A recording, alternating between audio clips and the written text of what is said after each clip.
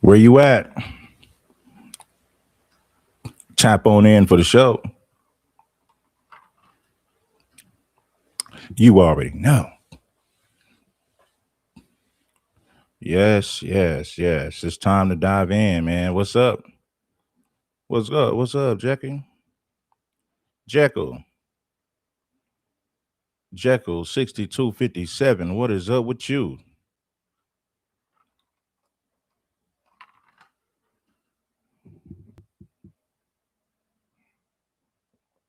What is up, everybody? Boris shot. Shout out to the people that's on the block. Giving you the real. The truth is a bitter pill. Hit that like when you slide through. You know what to do.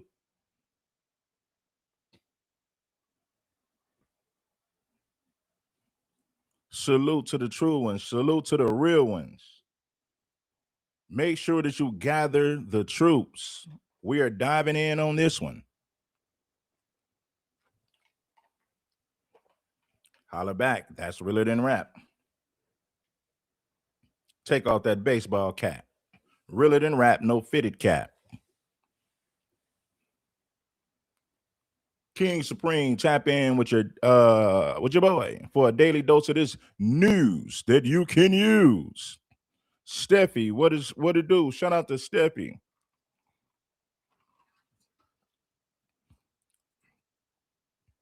Yes, sir. True indeed. Giving you what you need. It is Monday. Salute to everyone. She lost because she wasn't for Black Americans. Well, I'm going to be real with you.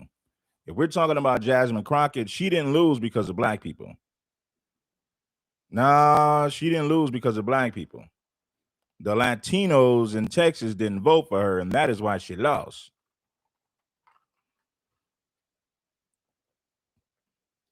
If Mexicans in Texas would have voted for her, she would have won. See, this is the thing with the Mexicans, well, Latinos in general. Jasmine Crockett got more white people to vote for her than Latinos. So the white community supported her more than Mexicans and Latinos. So what does that tell you?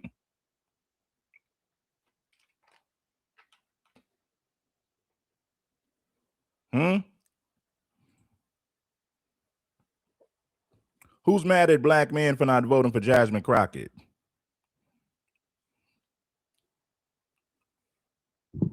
Who's mad? Who's glad? Who's mad? What is happening? Salute to everybody. Tap in for this wonderful show. You know,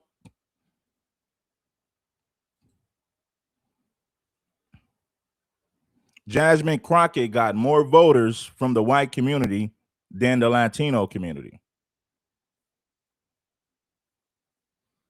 That's the honest to God truth. The Latinos wasn't rocking with Crockett.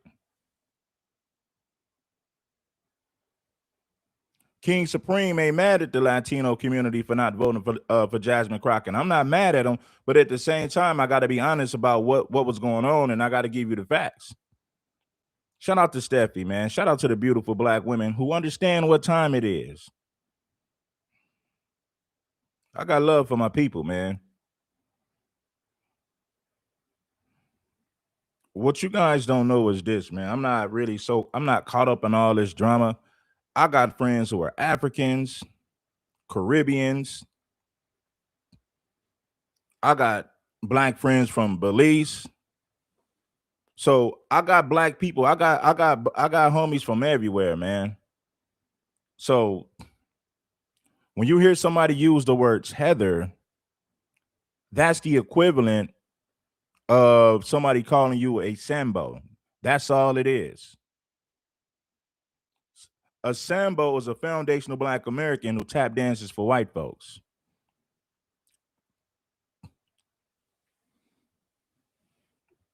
Shout out to Steffi. Steffi said, facts. Here in Dallas, Latinos here in Dallas also was mad at us for not supporting them with the ICE situation. Well, they was mad all over, right? They they was mad everywhere. Latinos are not going to vote for somebody black. Listen, the Latinos didn't even know that. What's that dude that she lost to? I don't even know his name. But she lost to the dude, man. What was his name? Anyway, that's irrelevant. Listen, they didn't have to know this dude from a can of paint. And they still was going to vote for him over Jasmine Crockett. They're not going to vote for a black person. They'll vote for a white person before they put a black person in the office. I'm speaking about the Latino community. They ain't going to vote for nobody black. No, sir. They ain't going to do it. Tellerico, right. Because they know but black people down here know what it is. They know what the play was. When that woman came out with that interview, the white lady saying, "Oh, I love Jasmine. She's a fighter, but I just have to, vote with Tallarico because he could win. He's a winner." Mexicans will vote for a white person before they vote for a black person. There's no such thing as a black and brown coalition. I know some cool Mexicans on the individual level, but collectively, they don't vote the same way we vote. And that's cool. They don't need to. Mexicans will vote for a Ku Klux Klansman before they put a black person in office. Let that marinate. If David Duke was running against Jasmine Crockett, and for those of you who don't know, David Duke is he's the ex. He used to be the Grand Wizard of the Ku Klux Klan, David Duke. Look him up. The Mexican and Latino community would vote for David Duke before they vote for a black person. I promise you. If David Duke ran right now against Jasmine Crockett, the Latino community, they're going to vote for David Duke. And they kept saying that she wasn't electable. And you notice they always use that term toward a black candidate, because I've never really heard those terms toward white candidates. Now, the whole story had been Latinos, right? Oh, it's been a lot of conversation about Latino voters here in Texas. Now, that's a Latina that did vote for Jasmine Crockett, and I want you to hear what she has to say, but we want to go back into that conversation about Latino voters. Let's check this out. Hi, black people. I'm also not going to vote for James Tallarico on November 3rd. I don't like the way that his constituents were being racist towards Jasmine Crockett. So I do see you guys' point of views. The racism is off-putting, and I also don't want to join that crowd. So, I mean, they want the red vote. I think they can get it. I think they'll be fine without us. Now, that kind of messaging is what a lot of the other Democrats now have a problem with, especially the white ones, because they know that Tallarico would not win in November. The black people be like, yeah, we good. Because a lot of black people saying they're like, yeah, y'all got it. You got it. It's yours. You get him in there if that's what y'all want to do, right? Cool. No issue, no problem. They're saying to black people, oh, you can't be this way. They're telling the black people, so you're just not going to vote because your person didn't win. Yeah. If a black person don't want to vote for somebody, they don't have to. See, you white liberals in Texas, and I'm talking to you because you're the one with the biggest mouth. And then also some of the people who are Latino that did vote Tallarico. I'm talking about y'all. You can't tell black people what to do. We do whatever the hell we want to do. We fought for voting rights. So if we want to vote, we can. If we want to sit it out, we can. Now, this is what I'm hearing black people saying. They're going to do one or two things. Either they're going to sit it out and not vote in that election at all. Now, some people say, well, I'm going to vote against Abbott because a lot of people are tired of Abbott, right? So I'm hearing people say, I'll come out and vote against Abbott, but I won't vote for Tallarico. Some people say they're going to leave it blank. Some people say they're going to write in Jasmine Crockett's name. Some other people say that they will vote either Ken Paxton or John Cornyn. They just don't want Tallarico to win. Now, Democrats, this would have been a smarter play, but y'all don't think, right? Now, Jasmine did all that caping for the Latino community, and they didn't vote for her, right? Now, some people say, well, she said that Mexicans were still on the plantation. They are. I'm not talking about the Americanized ones, but if we're speaking in general, yes, who does those jobs? Who does slave labor jobs? Mexicans. Everybody knows that. So why get offended at the damn truth? Listen, even if Jasmine Crockett would have never made that plantation statement, the outcome would be the same. If Jasmine Crockett never said anything about Mexicans being on the plantation, guess what? The outcome would be the same. Mexicans was going to vote for Tellerico. I know people want to use that. I know people want to use that as an excuse. Well, she said Mexicans is on the plantation. That's why they didn't vote for her. That's not why they didn't vote for her. Jasmine Crockett was not going to win the Latino vote. Hell no.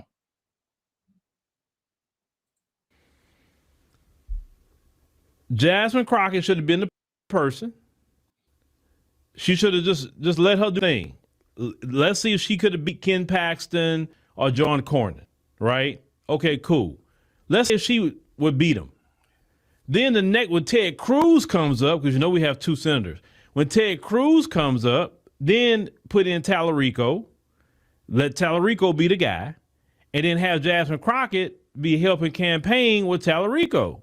That way you had both of them in there. The black vote would have voted with Tallarico if she was probably co-signed him, and that would have been the smarter play. But see, the issue with a lot of you in the white liberals in the Democrat Party, you want the white vote so bad. And see, we talking about history. They lost the white vote after the Civil Rights Bill because a lot of white people were so upset that the Civil Rights Bill was signed, they no longer want to vote Democrat. So they vote Republican. The majority vote Republican. Yeah, I said about the Civil Rights Bill, they're never voting for no Democrat. I'm voting Republican. Y'all didn't give these Negroes too many rights. We fought too hard to keep black folks enslaved just for y'all to turn around and give them civil rights. What the hell is going on in America? Just probably co-signed them, and that would have been the smarter pay. But see, the issue with a lot of you in the white liberals in the Democrat Party, you want the white vote so bad. And see, we talking about history. They lost the white vote. Bad to the bone. Bad to the bone. Bad to the bone. Jasmine Crockett, you might as well go home. They're never going to vote for you. They're all going to laugh at you. They're all going to laugh at you. They're all going to laugh at you. They're all going to laugh at you.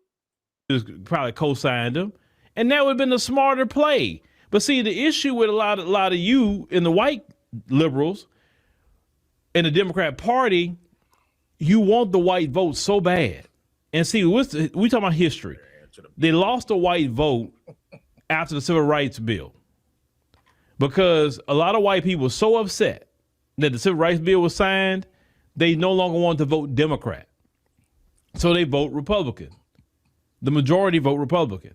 And this has been this way ever since the Civil Rights Act was signed and the Voting Rights Act was signed. That was the one event. They're like, oh, hell no, the Democrats signed them for have voting rights and civil rights. Oh, no, I can't vote with them. Now, let's just go there. I would halfway understand it if you was a white person in that era and you had that anti-black racism in you.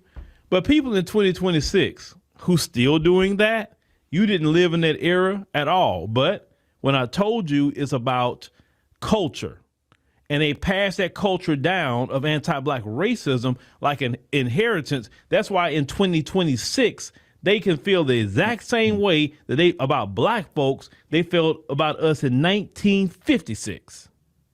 You understand? Mm-hmm. Now, make sure that you guys bless that like button. We got 300 some people watching the show. Let's get 300 plus people to bless that like button. Let's go. Let's look at something else. The New York Times did an analysis about the votes. And do you know white voters voted more for Jasmine Crockett? Did you know that? Than Latino voters? Of course. Let's look at that real. White people voted for Jasmine Crockett. Latinos didn't. So Jasmine Crockett, you got more support from the white community than you got from the Latino community. But I'm not surprised. I'm from Los Angeles County. I understand how that works. There's no surprise here. Quick. From the New York Times, analysis about the votes. And do you know white voters voted more for Jasmine Crockett? Did you know that? Than Latino voters? Let's look at that real quick. From the New York Times, okay? Now, look at that on screen. Say Hispanic counties voted for Tallarico. It said Democratic primary vote share. And more Hispanic voters, 45 counties in Texas, which is 20% of the vote share, they voted 60% for Tallarico and 38% for Jasmine Crockett. Now, for black voters, we only have 9 counties that's predominantly black.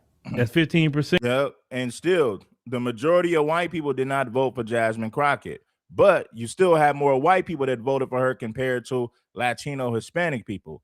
Let's set the record straight. Shout out to Big E.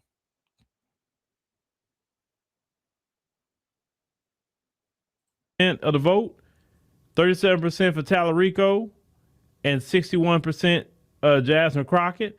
Now, some people said that if black folks would have voted more with Jasmine, she would have won. I mean, technically, she could have. They say counties with more white voters. Look at this: 54% Tallarico, but look at that: 45% voted Crockett. So more white people voted with Crockett than Latinos did, if you look at that.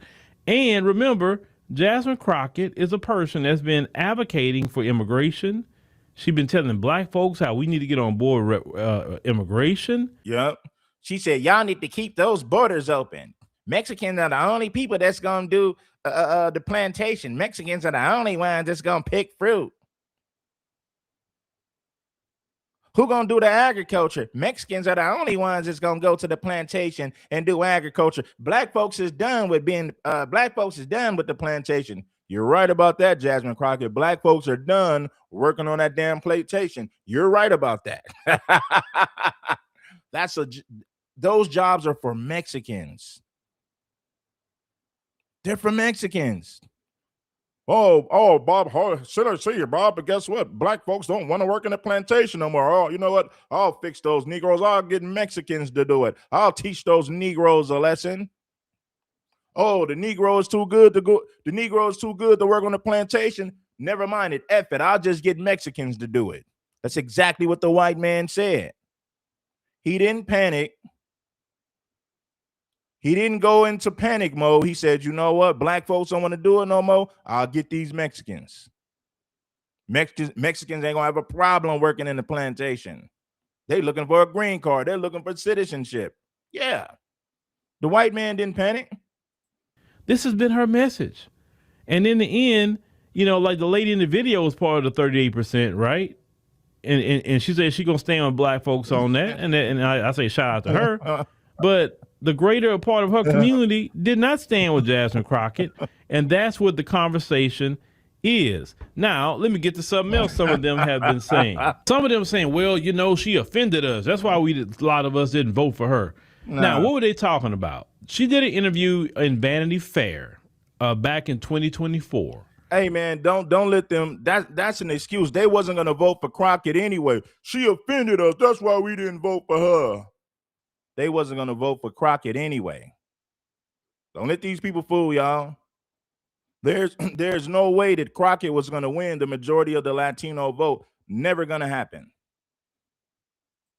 And it was right after the election with Donald Trump.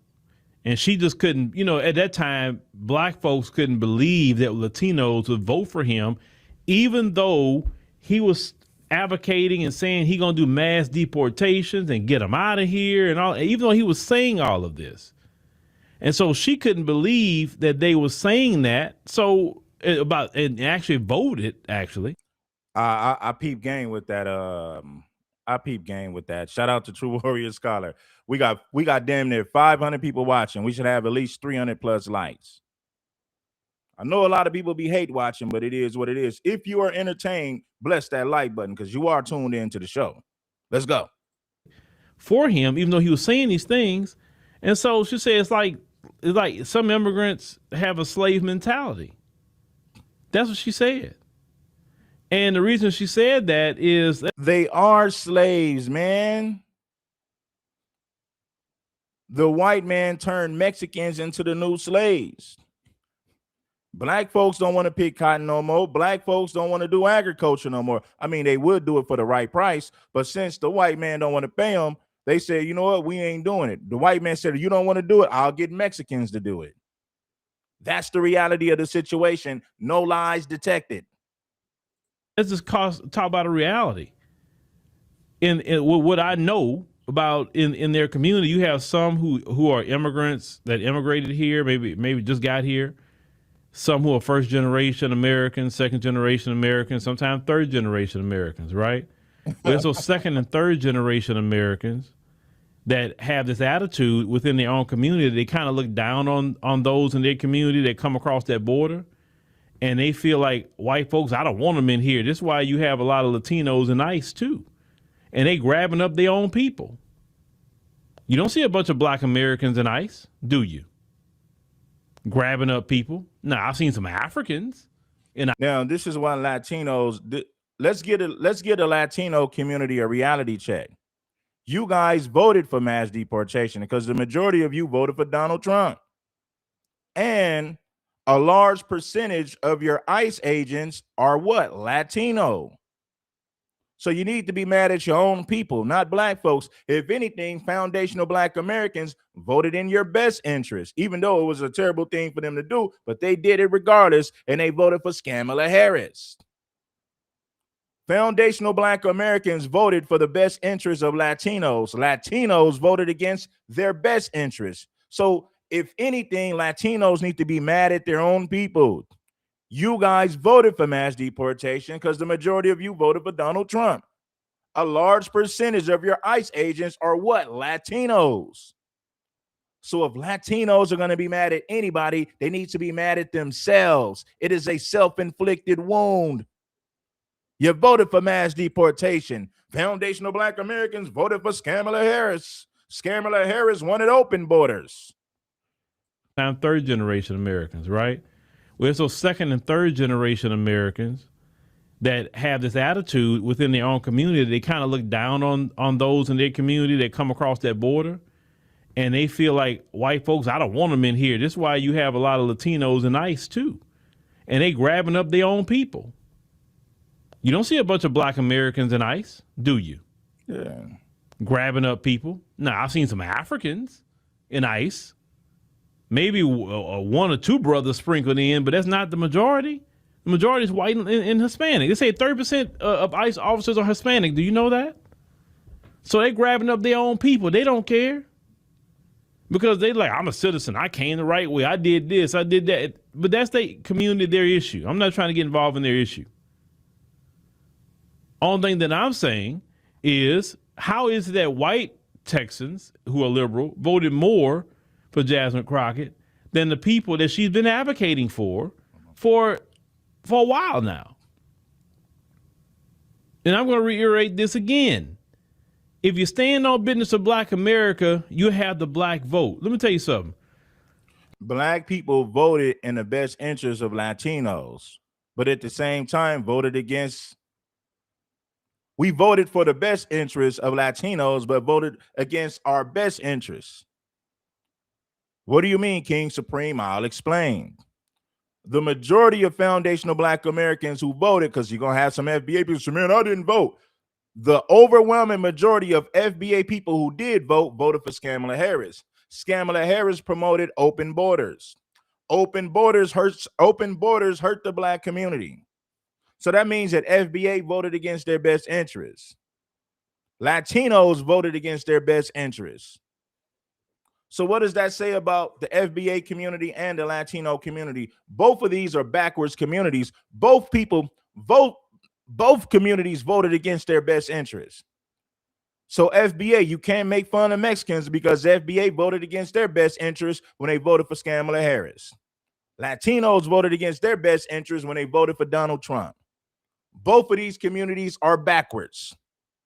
The only people who voted with common sense is white folks. I hate to say it, but I got to be honest. The only people who use common sense while voting was white folks.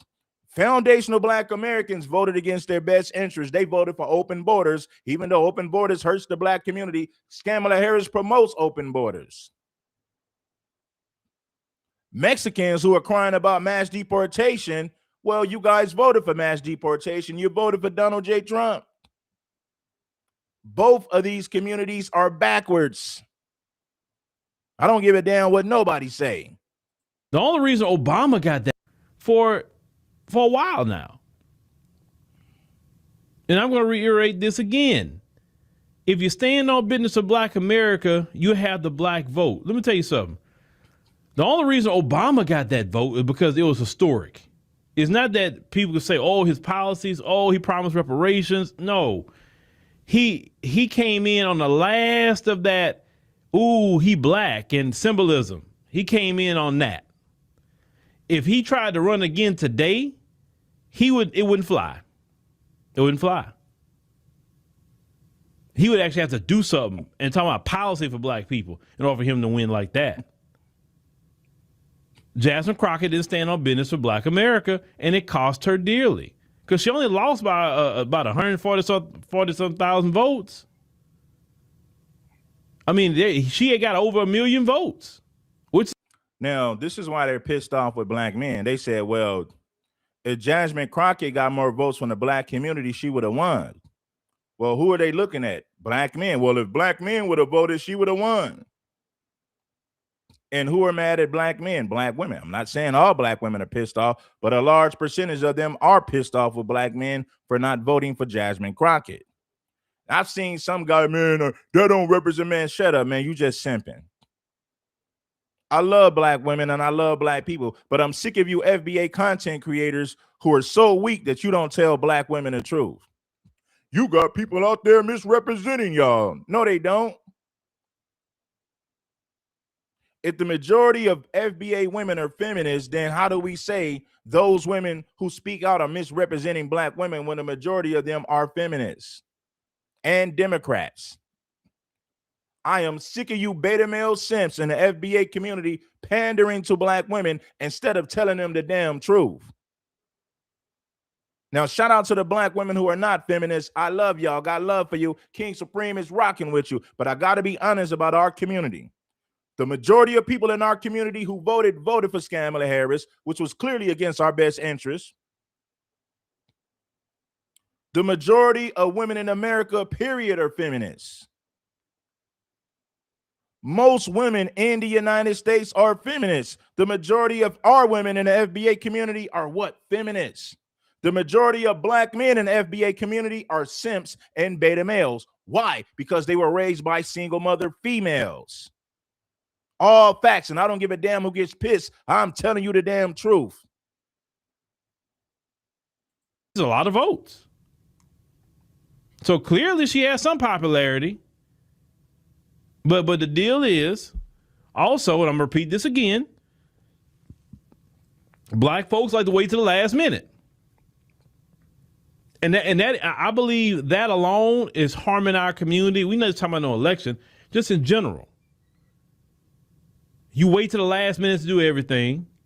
You procrastinate. You don't show up on a lot of them. I'm not saying all. You don't want to show up on time. You know what's crazy? When FBA people say, I don't think he's FBA. When you hold Black people accountable, they'll say, you might not be FBA. Listen, I know why she's saying that, because she's used to Black men kissing her behind. And I'm not mad at you, sweetie. Don't take it like that. But I got to be honest with you. When you tell Black women the truth, or when you're honest with foundational Black Americans, he must be a tether. Man, shut your dumb ass up. You sound stupid. He must be a tether. He's holding Black women accountable. I don't know. He might be a tether. I'm holding black people in general accountable, not just the women. The majority of black men voted for Kamala Harris. The majority of black men in the FBA community did what? They voted for female leadership. So what does that say about black men? Well, we know the majority was raised by single moms. This is why they voted for female leadership without batting a damn eye. We got black men who are beta males because they was raised by female single mothers. Then we got unruly females who was raised by ratchet women. We got a whole lot of cleaning up to do in the FBA community. I am holding our people accountable. I'm not here to sugarcoat nothing. If you want to listen, if you want to be pandered to, you know what channels to go to. But if you want the truth, if you want the facts, King Supreme is where it's at, baby. But if you want to be pandered to, you know what FBA channels to go to. Weak men that don't never hold women accountable. There's plenty of FBA channels out there like that. But if you want the truth about black men, black women, and what's going on in today's society, King Supreme is where it's at, baby. I'm gonna give you the hard-hitting facts. I don't give a damn if you like it or not. I'm telling your ass the truth. And it costs you dearly. Even in this, people that's kind of upset with this election, well, let's keep it 100. In 2 weeks, you had 2 weeks to early vote. 2 weeks. You were saying, oh, they suppressing our vote on election day and this and that. You already knew it was going to be some funny style stuff election day. Look, y'all already should have known that. And so I said, let me go. Listen, I even did early voting. It wasn't no funny style. Went in, went out. That was the end of it. Period. It was done. It wasn't nothing funny style. I wasn't in no long line. None of that. Do you guys know that Tiffany Cross said that black men need to get in line with black women? Basically saying that black men should be okay with female leadership. It's not a problem that the black community is a matriarchal society. Black men need to fall in line with black women. And you know what black women said when they heard that? Oh, yeah, girl. Oh, yeah. You're right. Black men need to fall in line with their women. Name another race or another group of men that fall in line with their women. No, their women fall in line with them. When Tiffany Cross said that black men need to fall in line with black women, you know what black women did? They jumped for joy. They applauded. They started clapping. They said, that's right, girl. That's right. Black men do need to fall in line with us. And it wasn't a small percentage of black women who agreed with that. Black men just need to shut up and fall in line with black women. And then weak ass Roland Martin, the beta male simp that he is. You know what Roland Martin said with his beta male ass? That's right. Black men need to vote like a woman. You need to vote like a black woman. Roly Poly Martin got his little fat butt. He got his fat stubby behind up there and said, black men need to vote like black women. In other words, stink like a woman. Listen, in order to vote like a woman, you must stink like a woman. And that is terrible for a man to do. Mess. But here's the issue. So many black people are upset by that because they felt that because Jasmine advocated so hard for immigration. Tell me where I'm lying, bro. Roland Martin said you need to think like a black woman and vote like a black woman. Roland Martin made a whole shirt saying that you need to vote like a black woman. In order to vote like a black woman, you must think like a black woman. And if you think like a black woman as a black man, you are a disgrace to manhood. No other race of men thinks like their women. No other race of men votes like their women. The women fall in line with the men. The men don't fall in line with the women. But when you live in a matriarchal society, that is what they promote to you. They promote that nonsense to you.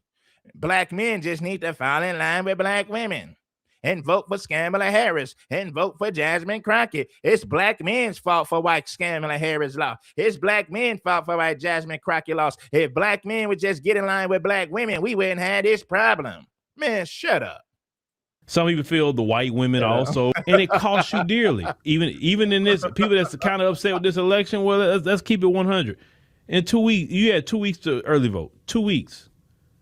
You were saying, oh, they suppressing our vote on election day and this and that. You already knew it was going to be some funny style stuff election day. Look, y'all already should have known that. And so I said, let me go. Listen, I even did early voting. It wasn't no funny style. Went in, went out. That was the end of it. Period. It was done. Some black woman said, I hate myself. So calling out other people means that I hate myself. The dumbest thing that I've ever heard. Telling the truth means that I hate myself. That is the dumbest thing that I've heard all day. Just dumb. But I expect for female feminists to say that.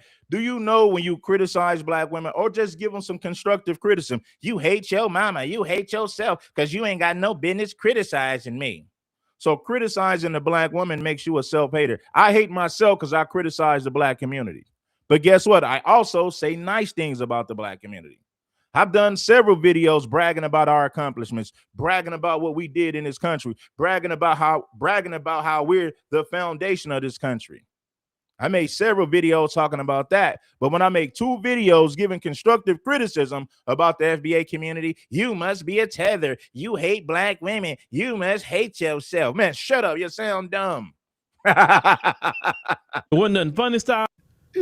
You were saying, oh, they suppressing our vote on election day and this and that. You already knew it was going to be some funny style stuff election day. Look, y'all already should have known that. And so I said, let me go. Listen, I even did early voting. It wasn't no funny style. Went in, went out. That was the end of it. Period. It was done. It wasn't nothing funny style. I wasn't in no long line. None of that mess. But here's the issue. So many black people are upset by that because they felt that because Jasmine advocated so hard for immigration, some people feel the white women also let them down. Well, you got to think about it too. When you say that the white women let y'all down again. Let's go back to the original woman who ran. Y'all forget Hillary Clinton? White women didn't overwhelmingly support Hillary Clinton, and that's a fellow white woman. So they didn't support Hillary Clinton for president. They didn't support Kamala Harris. They didn't overwhelmingly support Jasmine Crockett. Y'all need to stop looking at white women like they on your level, black women. Look at this woman here say you a tether. You must be smoking that. Listen, lady, you must be smoking that crack. If you think I'm a tether, you really on that dope. You think King Supreme is a tether, you must be really on that dope. A tether. See, you guys are the reason that people say, man, hold on 1 second. Let me fix this problem. People like you are the reason people say that FBA people are ignorant. They call everybody. You know what they say about FBA? When you hold FBA people accountable, you got people like this that say, you're a tether. You're a tether. If you're holding black people accountable, you must be a tether. And then she got tattoos on her breasts. Just a certified ratchet. Let me tell you something. This woman is a ghetto hood chick, a ghetto ratchet. She got tattoos on her breasts looking ghetto as ever. Lord Jesus. Fix your appearance, lady.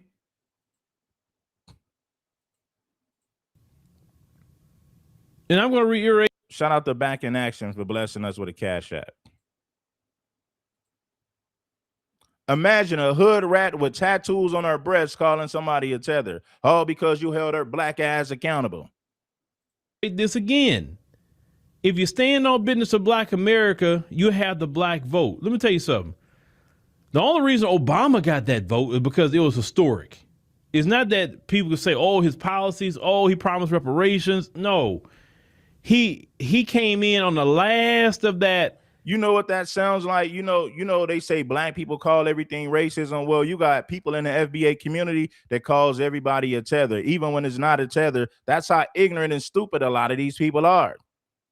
When you hold somebody accountable, you must be a tether. You're holding us accountable. I'm used to black men kissing our behind. Yes, there's plenty of FBA channels where black men just pander to black women and never tell them the truth. There's plenty of channels out there like that.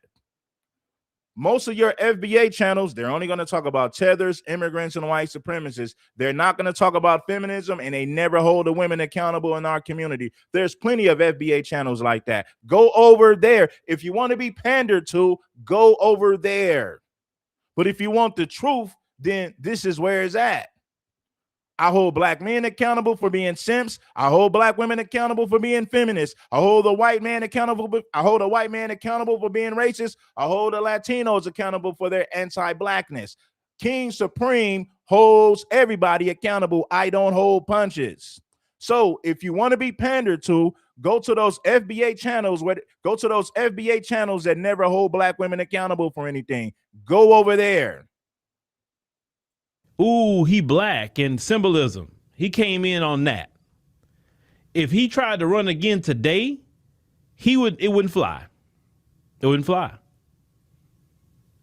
He would actually have to do something and talk about policy for black people in order for him to win like that.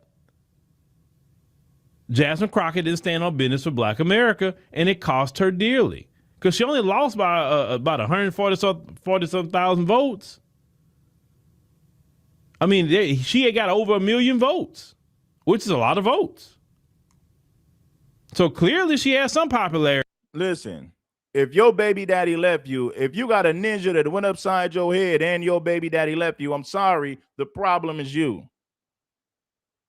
When you see these women that's in their mid and late 30s talking about they baby daddy ain't this and he ain't that, and the ninja didn't went upside her head before and he left and the ninja left them with a baby.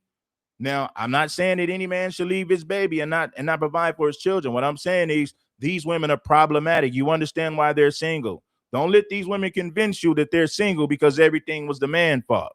Don't let these women lie to you. Don't let them escape accountability. Hold their feet to the fire. Put them in a hot seat. If you were such a great woman, you would be married by the time you're 35. You wouldn't be on the dating scene talking about men ain't this and men ain't that, but you got several baby daddies and several bodies because you done gave your body to several men. You a fornicator. You love fornication and sexual relations. That's how you became a single mom. You didn't require marriage from that man that slept with you. You busted it wide open and hoped that he'll become a father later, but he never told you he wanted to get married. He never said that he wanted to provide for you. He never proved it with his actions. So when you meet these women in their 30s who are single moms, don't let them convince you that the man was the problem and there's nothing wrong with them. They're telling you a bold-faced lie. You got to be smart enough to see it for what it is.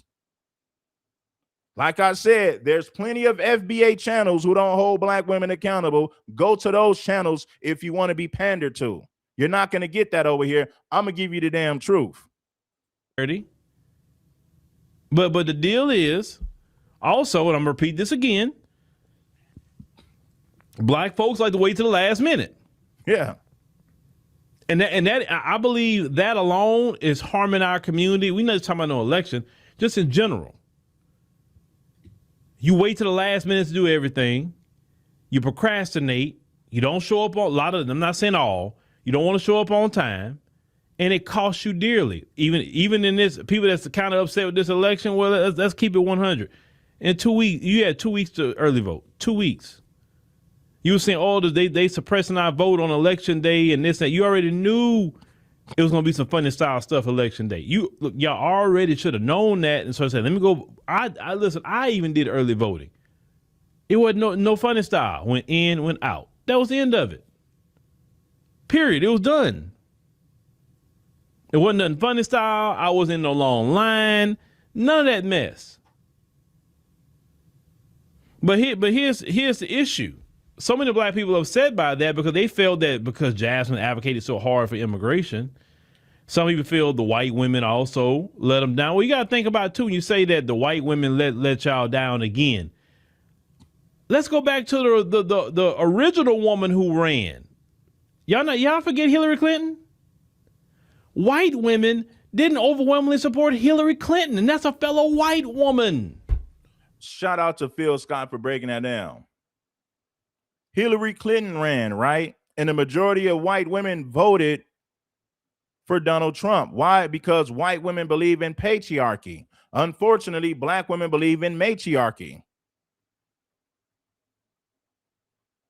So you can't say that they're racist because they didn't vote for Jasmine Crockett. The majority of white women voted for Donald Trump. Why would they do that? Because the majority of white women believe in patriarchy. The majority of white women don't believe in female leadership, but the majority of black women believe in female leadership. Now, I know a lot of people going to get mad because they don't want to hear the damn truth. King Supreme is going to give you the facts. No cap, realer than rap. Check this. The majority of black women voted for Kamala Harris. They wanted Kamala Harris to be president. Why? Because for the most part, black women believe in female leadership. You got a lot of black men who believe in female leadership. Why is that? Because the majority of black men were raised by women. Their idea of what a real man is comes from a woman. That's why black men believe in female leadership. This is why the majority of black men voted for Kamala Harris. What does Kamala Harris represent? Female leadership. She's a woman who wanted to run the country. The majority of white women, when Hillary Clinton ran for president, the majority of white women said, I ain't voting for no female leadership. I'm voting for that man. I believe in patriarchy. The majority of white women believe in the majority of white women believe in patriarchal societies. The majority of black women, unfortunately, believe in matriarchal societies. Unfortunately, it's the truth. I hate to say it, but damn it, it's true. So they didn't support Hillary Clinton for president. They didn't support Kamala Harris. I don't care who gets mad at me, because we got a bunch of simps in the black male. We got a lot of simps in the FBA community, and we got a lot of female feminists in the FBA community. King Supreme just told your monkey ass the truth. The majority of white women believe in patriarchal societies. That's why they voted for Donald Trump and not Hillary Clinton.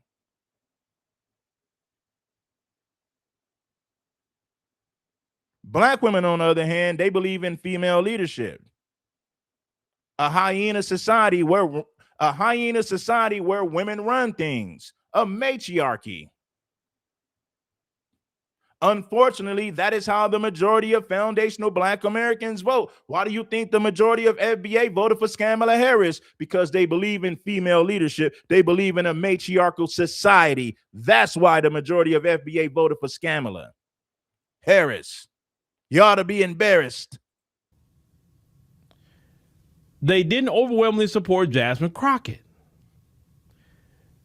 Y'all need to stop looking at white women like they on your level, black women. Because I'm kind of like tripped out that you really thought white women is in some sort of solidarity with you.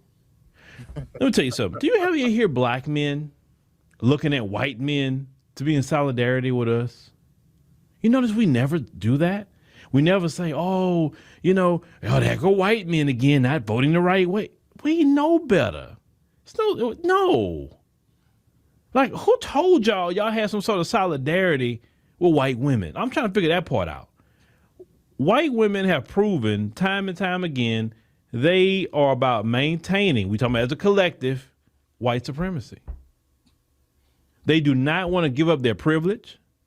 They do not want to be equal to you. They do not want Jasmine Crockett being their senator, okay? Telling them they don't want Jasmine Crockett being a senator. Hell to the no. Make sure that you bless that like button and support the Cash App. Yes, subscribe to the damn channel. Elevate to my level. Dig this with a shovel. What to do, basically. They don't like that. If they don't like that on your job, let's say you're a supervisor as a black woman and you got to tell some white women what to do. And they just giving you attitude and give you problems because they just don't like, it don't matter if it's a black man, it don't matter who it is. They don't like black people being over them, ruling them. They don't like it. Yes, they may love how Jasmine is ferocious.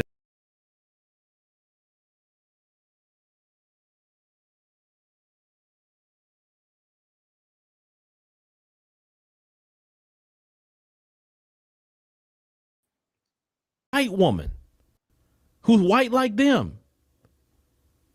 They believe in white male Christian nationalism patriarchy. They believe in that. Exactly. White women believe in patriarchy.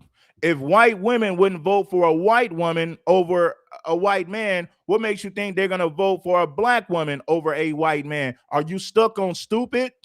Do you have common sense? Does common sense register? If white women didn't vote for Hillary, If they didn't vote for Hillary Clinton, who is also a white woman, because they believe in patriarchy. They're not going to put a white woman in position. They're not going to put a white woman that has authority over men. They believe in patriarchy. So if white women didn't vote for a white woman over a white man, what makes you think they're going to vote for a black woman over a white man? Make it make sense. This is racism. They didn't vote for Jasmine Crockett because this is racism. Man, you sound dumb. You sound dumb. If they wouldn't put a white woman in office, what makes you think they're going to put a black woman in office? The majority of white women believe in patriarchy. Unfortunately, the majority of black women believe in a matriarchal society. That's the unfortunate reality. Don't get mad at the messenger. I'm just telling you the damn truth. And Tallarico fits that mold. Some of them were saying, oh, Tallarico remind me of my dad or my brother before he became MAGA. Not that his policy was so much better. Because think about it, none of them have said that Tallarico's policies were so great. Oh, my God, he was great.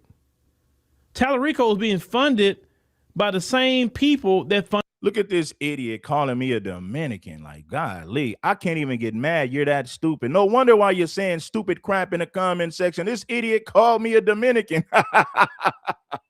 You got an idiot who's not intelligent that called me a Dominican. No wonder why you're saying dumb things all over the comment section, because you're a dumb individual. You lack brain cells. You lack common sense. You're an idiot.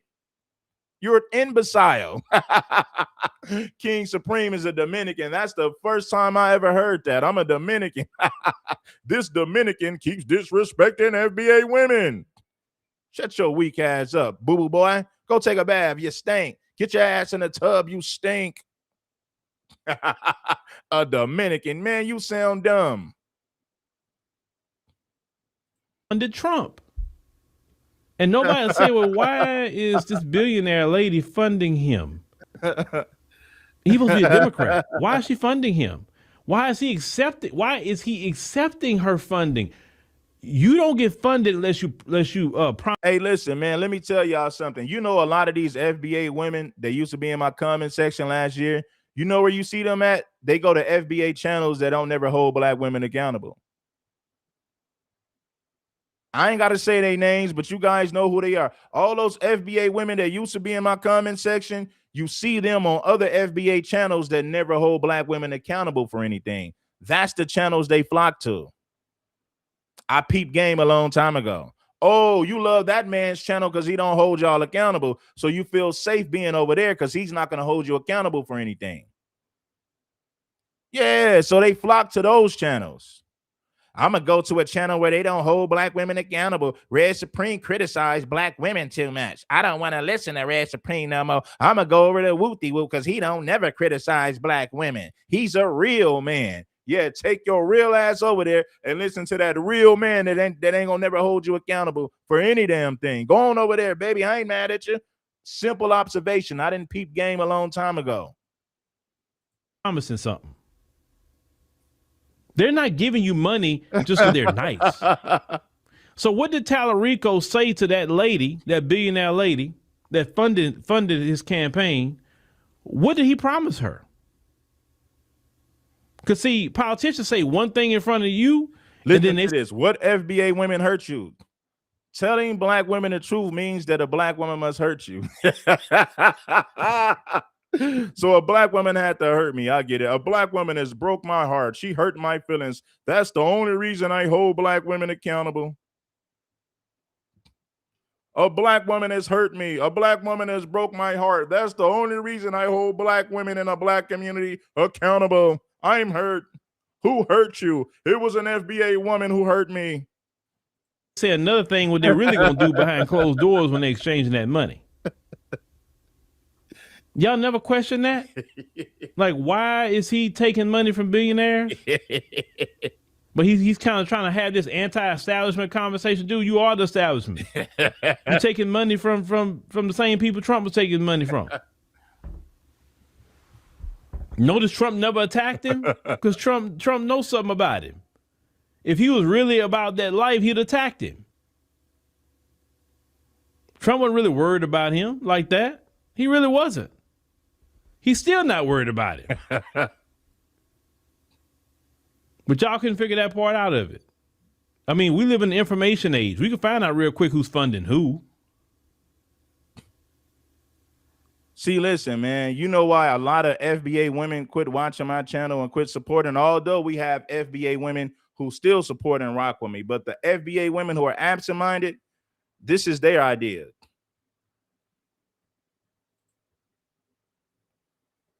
This is what this is the thing. They'll say, well, he holds black women accountable. He don't like them. Right? My thing is this: I hold everybody accountable, not just black women. I'm not one of those FBA channels that blames tethers and white supremacists for everything. Maybe you guys need to go to those FBA channels that blames everything on tethers and white supremacy. I'm not one of those channels. I hold everybody accountable. I'm an equal opportunity smoke giver, unlike Tampon. I'm an equal opportunity smoke giver. I hold my people accountable. I hold tethers accountable. I hold white folks accountable. I hold the Latino community accountable. Anybody can get it over here on King Supreme. I'm not biased. I'm not one of those FBA channels that blames everything on white supremacy and tethers. I hold foundational black Americans accountable as well. When they deserve to be held accountable, I will hold them accountable when it's time to. There's plenty of FBA channels that don't hold FBA accountable, that blames everything on white supremacy and tethers. Those are the channels that you guys need to flock to if you don't like hearing the damn truth. Black people, we need to do better. Foundational black Americans, we need to do better. The FBA community is a matriarchal society. Put a 1 in the chat if you agree with that. The FBA community is a matriarchal society. Why do I say that? Because most foundational black Americans are raised in single mother-led homes. So that right there makes it a matriarchal society. Your idea of what a real man is comes from a woman, not from a damn man. That is a matriarchal society. Don't get mad at me for my honesty. I mean, there's a lot of people who's giving Tallarico money, and nobody said nothing about it. But to them, it's not about logical things. It's not about research. It's not about who's funding people. It's all about. Put a 1 in the chat if you feel like the FBA community is a matriarchal society. If the majority of FBA homes are, if the majority of FBA homes are led by single mothers, by definition, that is a matriarchal society. If your idea of what a real man is comes from a woman and not a man, that is a matriarchal society. He reminds me of my father or my brother before he became MAGA. He was just a good Christian. And my dad lost. Matriarchal societies goes against the word of God. God intended for men to be in charge. God intended for men to call the shots. Matriarchal societies goes against the word of God. It's ungodly. It's unmanly. But foundational black Americans, for the most part, ain't got a problem in the world with the matriarchal societies. Why you think you got women always telling? Why do you think you have so many women in the black community telling you what a real man is? Name another group of women, and I'm not bashing. I got to be honest with my people. This is something that we can fix. This is a fixable situation. Name another community where the women tell you what a real man is as much as black women do. Name another community of women. Name another race of women that tells your black ass what a real man is like black women. Name the race of women that tells everybody what a real man is. Who's known for telling you what a real man is? Is it white women, Latino women, or black women? I think we all know the answer if we're being honest. Lost his mind with MAGA. Oh, he just reminded me so much of them. But they always telling black people about identity politics. They are the kings and queens of identity politics. Talking about them. Yeah. They don't like it. We center ourselves in our identity and our politics. Who else gonna center black people? That's the thing I want to say. If black people don't center black people in politics, who gonna center us? White folks sure not gonna center us. Asians not gonna do it. Latinos not gonna do it. Who's gonna do it? Don't let nobody tell you about identity politics. If you were okay, if you don't want identity politics, get rid of race. Get rid of it. We just all Americans now. Get rid of race. As long as you have race on government forms identifying you by white, black, Asian, Latino, that is identity politics all the way around. We have social security numbers. You can identify who we are by social security number. We have driver's license. We take a picture on our driver's license so you can clearly see our identity, who we are, right? I mean, we have all kind of ways to verify who we are. I mean, if you're going to get rid of identity politics, let's go all the way with it. Let's get rid of all of identity politics. Let's get rid of identity politics. Could we do that? Now, listen, FBA, I say this out of love. I don't say this because I hate our people. Anytime our people are being attacked, who's been on the front line? King Supreme. When the hip hop conversation came up about 50-50 with Latinos, King Supreme was one of the main individuals on the front line saying, no, that is an FBA creation 100%. When these white folks was making these videos about black fatigue, who was on the front line telling white folks about themselves? King Supreme. Straight up and down. A lot of FBA women get mad at me because they don't like to hear the damn truth. They want to be pandered to. That's why they flock to the channels that they flock to, because nobody holds black women accountable on those FBA channels over there. That's why they feel comfortable going. I watched Tariq Nasheed, and shout out to my man Tariq Nasheed. He's done a wonderful job over the years by dropping a lot of knowledge and information on us. I was watching Tariq Nasheed's I watched one of his videos yesterday, and it was a black woman with 2 baby daddies. Now, this woman was overweight. She was overweight. She had 2 baby daddies, and she just had a baby. She got a 2-year-old. And Tariq was like, man, baby, we're going to get some men in your DMs. I'm like, no, Tariq, we don't need men in her DMs. There's a reason that her baby daddy ain't around. She got a 2-year-old. She got 1 baby daddy. I think one of the kids was 10. And she got her second baby daddy, and that child is only 2 years old. And he said, man, we're going to get some brothers in your DMs. No, we don't need brothers to get in her DMs. That ain't the type of women that brothers need to be hollering at, especially productive brothers that's making money, that's on the up and up, that's making moves out here. No, they do not need to be in that woman's DMs. She need to be a mother to her damn children. She don't need to be trying to get some damn penis. Thinking about penis is why she got 2 damn baby daddies.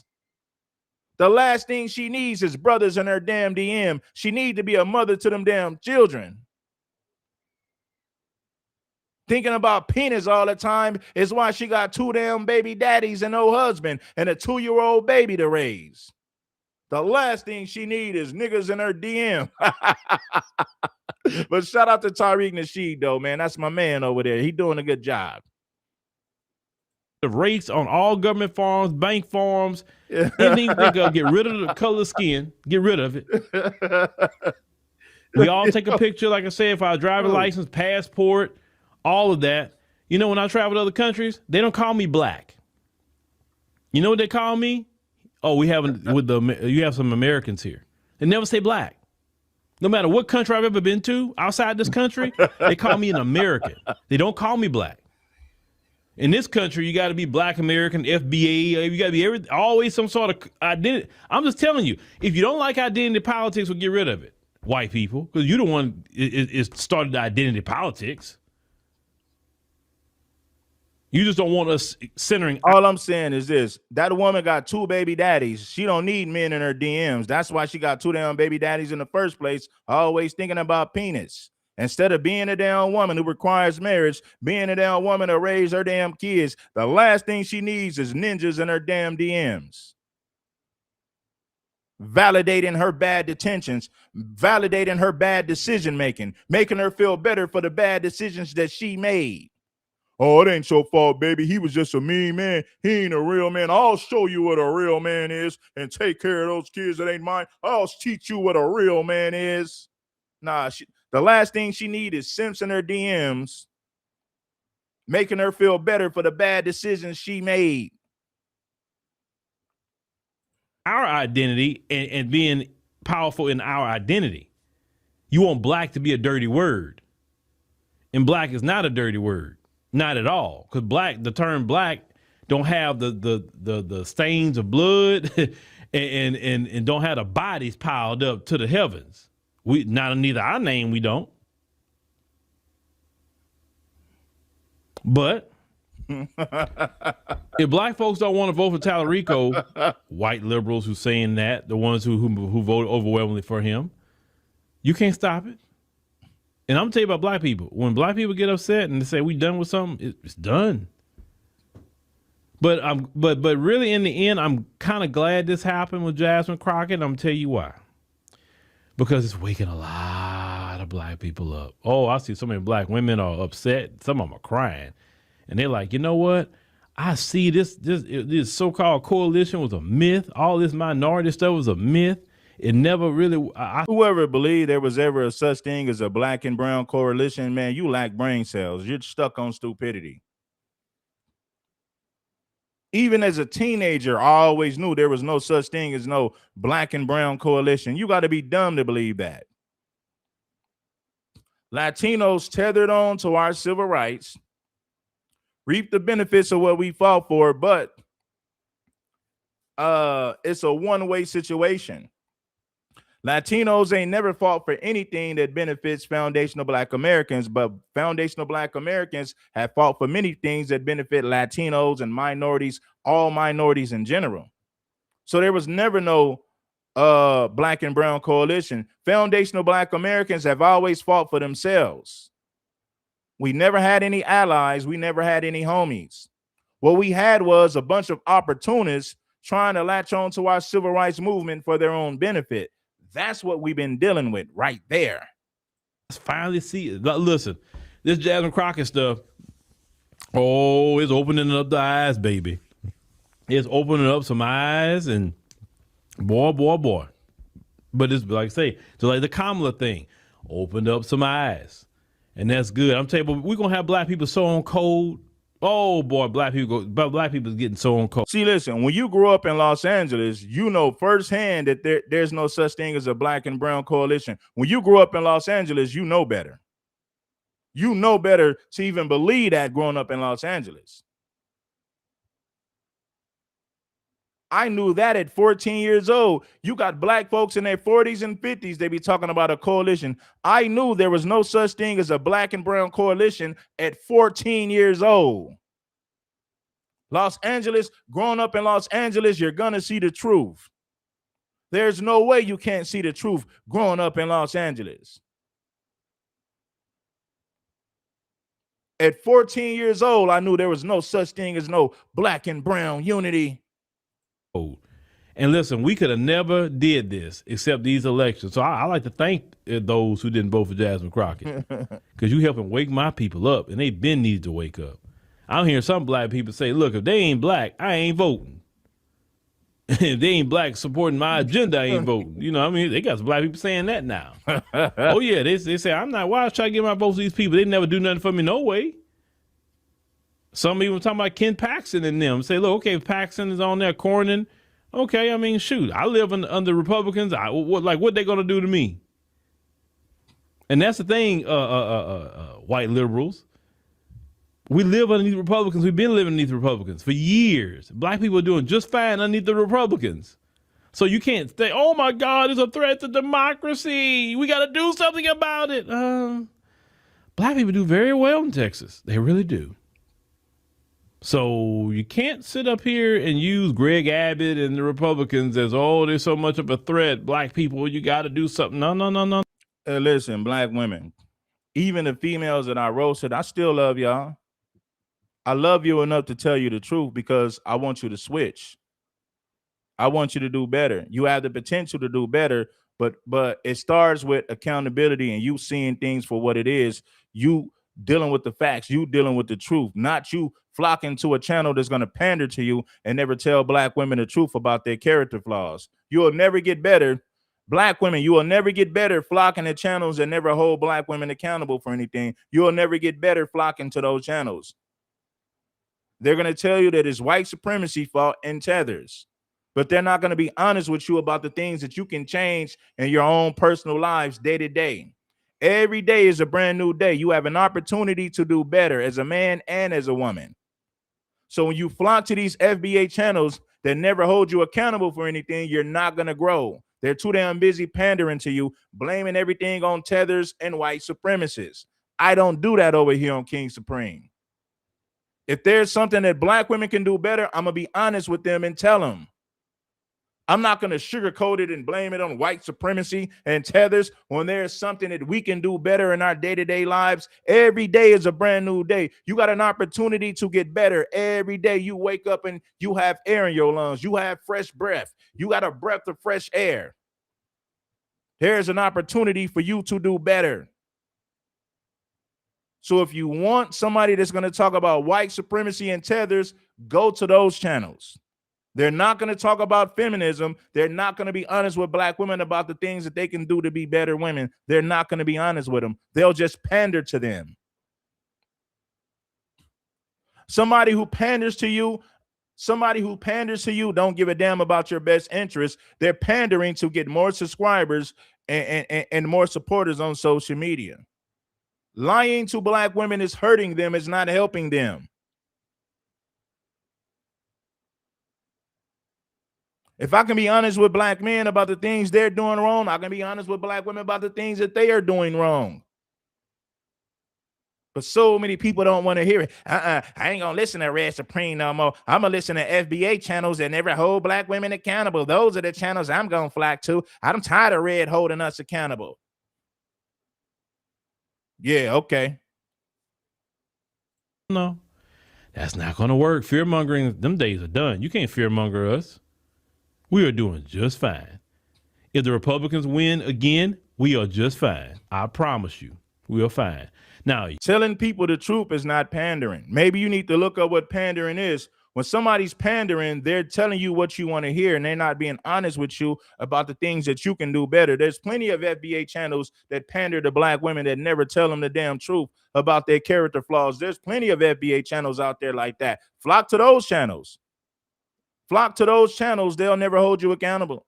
You ain't got to listen to King Supreme. Go listen to the FBA channels that's going to pander to you.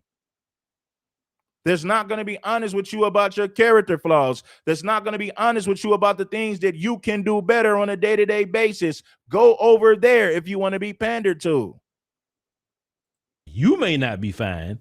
Living under Republicans, what they going to do to me? And that's the thing, white liberals. We live underneath Republicans. We've been living underneath Republicans for years. Black people are doing just fine underneath the Republicans. So you can't say, oh, my God, it's a threat to democracy. We got to do something about it. Black people do very well in Texas. They really do. So you can't sit up here and use Greg Abbott and the Republicans as, there's so much of a threat. Black people, you got to do something. No. Yeah, I'm going to drop the link. I'm going to definitely drop the link for sure. I'm going to drop the link. Once we get to the hour and 20-minute mark, I'm going to drop the link. Now, this dude right here said, what's the point of trying to divide blacks and Latinos? We're in the same boat. How can I divide something that's already divided? Blacks and Latinos are already divided. Have you seen how black folks are treated in Latin American countries?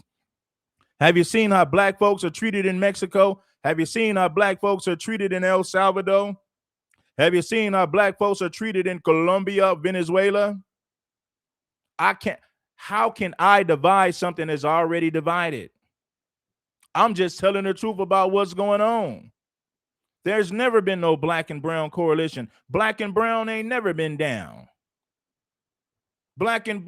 There's never been a black and brown coalition. There's never been no black and brown unity, not on a large scale. Maybe individuals, but on a large scale, no. There's never been a black and brown coalition. There's never been black and brown unity. Not really. Don't get mad at King Supreme for giving you the damn facts. Name a time and era where we had black and brown unity in this country. Name a time, a year, an era where we had black and brown unity in this country, the United States of America. I'm waiting. Some even talking about Ken Paxton and them. Say, look, okay, if Paxton is on there, Cornyn. Okay, I mean, shoot, I live under Republicans. What they gonna do to me? And that's the thing, white liberals. We live underneath Republicans. We've been living underneath Republicans for years. Black people are doing just fine underneath the Republicans. So you can't say, oh my God, it's a threat to democracy. We got to do something about it. Black people do very well in Texas. They really do. So you can't sit up here and use Greg Abbott and listen. You can find small pockets of black people and Latino people that get along with each other, but collectively, no. In small pockets, yes. You can't name a time and era where blacks and Latinos voted the same and had the same goals. When have blacks and Latinos ever had the same goals? When has there ever been black and brown unity on a large scale in this country? I'm waiting for your response. I'm waiting to hear what you have to say. the Republicans as, oh, there's so much of a threat. Black people, you got to do something. No. That's not going to work. Fear mongering, them days are done. You can't fear monger us. We are doing. The LULAC organization in Texas now, Jasmine Crockett lost in Texas now. Do you guys know that the LULAC organization started in Texas? League of United Latino American Citizens, right? LULAC. Do you know that the LULAC organization fought to be legally white and said we don't want anything to do with blacks? We don't want blacks to benefit off of anything that we got. The LULAC organization. What is the LULAC organization? Those are the civil rights leaders of the Latino community in Texas. They made it very clear a long time ago. They wanted nothing to do with the Negro. Latinos, he said, the Mexican race, Mexicans belong to Felix, I forget his name, Felix Lopez Tiahana, whatever his name was. One of the presidents of the LULAC organization said that Mexicans belong to the Caucasian race and we want nothing to do with Negroes. That's exactly what their civil rights leader said. Now look at our civil rights leaders. Look at the civil rights leaders of the Foundation of Black American community. They've never said anything negative about Latinos. Our civil rights leaders in the FBA community never said anything negative about Latinos. But the LULAC organization, they said we want nothing to do with Negroes. Mexicans belong to the Caucasian race. The black man is on his own. We want nothing to do with black folks. So that proves my point when I say collectively, there's never been unity between the black and brown communities. Just fine. If the Republicans win again, we are just fine. I promise you, we are fine. Now, you may not be fine, but we are great. We are great. And every single time y'all fail the assignment. Black people tell you, okay, this is the play. This is what we're going to do. You say, oh, okay, let me go do the complete opposite. Then you cry when you get the results that you didn't want. Then you want to go back to black people. Well, help us fix the. No. We're not your mama. We're not your daddy. That was your mammy and your pappy did. Is went over there and cleaned up your mess. We ain't your mammy. We ain't your pappy. So you go handle your mess. You go help James' campaign and all of that. James would have to be on a record talking about reparations in the form of cash payments to even get our attention at this point. James would have to be out there talking about an anti-black hate crime bill at this point. And he would have to be on a record saying that multiple times. If he's not willing to say something like that at this point, I mean, shoot, just don't worry about the black vote. Don't worry about it. Y'all got it. But, you know, it's amazing how. And let me say this, man, black women, I truly love y'all. All I'm saying is you can't be a Christian and believe in a matriarchal society because matriarchal societies goes against the word of God. I'm not saying this because I hate you. I'm saying this out of love because I want you to change. You have the potential to change, but you must listen to a damn man to get some direction. If you want some damn sex and affection later, you got to fall in line with a man, not the other way around. Matriarchal societies goes against the word of God. If you are a feminist who believes in a matriarchal society, you're going against the word of God, which means you're not a Christian at all. Stop calling yourself a Christian. It's impossible. It is impossible to be a Christian and a feminist.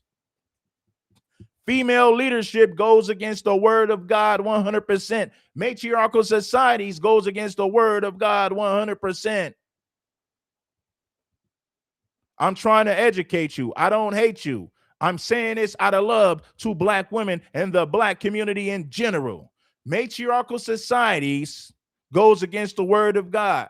Single mother-led homes goes against the word of God. It's way out of order. And if you don't understand that, then you're just lost in the sauce.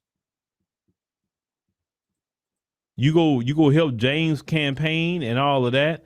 James would have to be on a record talking about reparations in the form of cash payments to even get out. You got a woman that said not true. Show me a scripture in the Bible that promotes female leadership. Show me a scripture in the Bible that promotes female leadership. Show me a scripture in the Holy Quran that promotes female leadership. It doesn't promote female leadership. I'm speaking to the audience right now because you got some people who feel like they want to go against what I'm saying. Show me some scriptures in the Bible that promotes female leadership. Why do you think he said God, man, woman, and child? He didn't say God, woman, man, and child. He said God, man, woman, and child. You can't show one scripture in the Bible that promotes female leadership. It goes against the word of God, the Lord. Our attention at this point. James would have to be out there talking about an anti-black hate crime bill at this point. And he would have to be on a record saying that multiple times. If he's not willing to say something like that at this point, I mean, shoot, don't worry about the black vote. Like, don't worry about it. Y'all got it. Y'all got it. But, you know, it's amazing how those who are most affected by Trump's immigration policies don't want to try to slow that down. And look, nobody, I don't care who you are, wants illegal immigration. Nobody wants that. But not everybody that come over here is doing crime. And some of these people are part of their family, but they don't care. But, you know, immigration is not our issue. It's not. So, you know, like I said before, telling black people about immigration, that's really falling on deaf ears. They don't benefit us. Not at all. But, you know, let me know in the comments a little bit what y'all think about this whole situation in Texas. I tell you what, this is becoming very interesting. But hey, we here for it here in Texas. We here for it because black folks are waking up, and trust me, black folks nationally has saw this. The reason why I say that because most black women claim to be Christian, but unfortunately, these same black women who claim to be Christian believe in female leadership, and female leadership clearly goes against the word of God. So you can't call yourself a God-fearing Christian if you believe in female leadership. You can't call yourself a God-fearing Christian if you are a feminist. It's not going to work. You wonder why the black community is suffering because they're not following. The black community is suffering because they are not following the word of God. And the overwhelming majority of foundational black Americans claim to be Christian, but they're not even following the word of God. You're going against the word of God, but you claim to be a Christian at the same damn time. It's not going to work.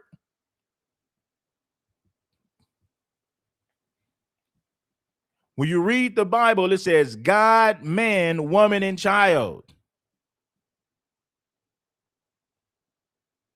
I've never seen God promote female leadership. And you wonder why the black community is in shambles? Why? Because the black community is based on female leadership in single mother-led homes. And when you tell these black women the truth about why that goes against the word of God, you know what they turn around and say? You hate black women. What black women hurt you? You must hate yourself. You must hate your mama. You must hate your mama. You must hate black women. That's their response when you tell them the truth. Instead of them saying, you know what, God never promoted female leadership, you're right, let me fall in line. Instead of saying that, they'll turn around and say, who hurt you? You must hate your mama. You must hate your mama. You must hate yourself. That's the stupid crap they say. Instead of saying, you're right, God does not promote female leadership, let me fall in line with my man. They don't want to say that. They want to turn around and talk stupid. Yo, look, trust me, black people watching this nationally, and black people nationally having this conversation. It's just not a Texas conversation. As a 92%. James Tellerico already said that his family are MAGA. So y'all really just kicked yourselves in the butt a second time. It was disappointing because I watched the polls. She was up at one point. So for her to fall short at the last. Toronto, July 25th. Marketed things, right? And I want to get into that talking point because even though I disagree with her doing things that's performative, I don't like that personally. But I want to talk about that. I just want to talk about that talking point. And as black people, we got to be careful with that.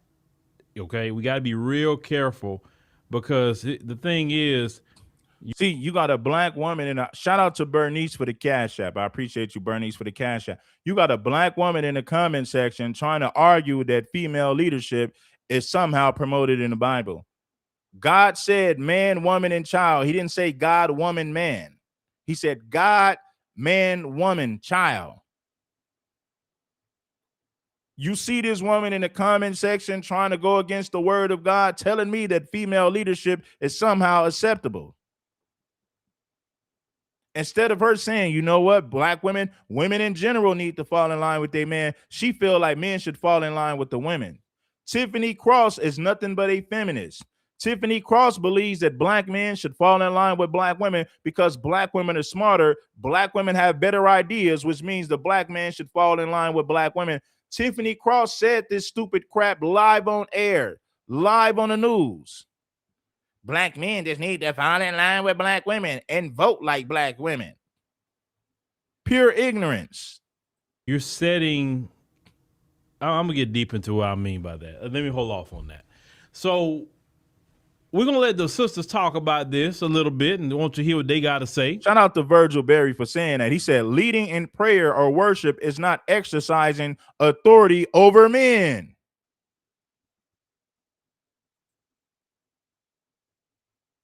For some reason, black women, well, I'm not going to say for some reason. I think we all know what that reason is. Most black women in America believe in female leadership, and you wonder why the black community is a damn matriarchy. You wonder why the black community is a matriarchy. You wonder why the black community is in shambles. Why? Because the majority of black women in the FBA community believe in female leadership. They feel like, well, as long as I got money, I ain't got to listen to no man. That is feminism. Until black men in the FBA community point that out, you will never get anywhere because you got a bunch of women who want to be your equal instead of falling in line with you.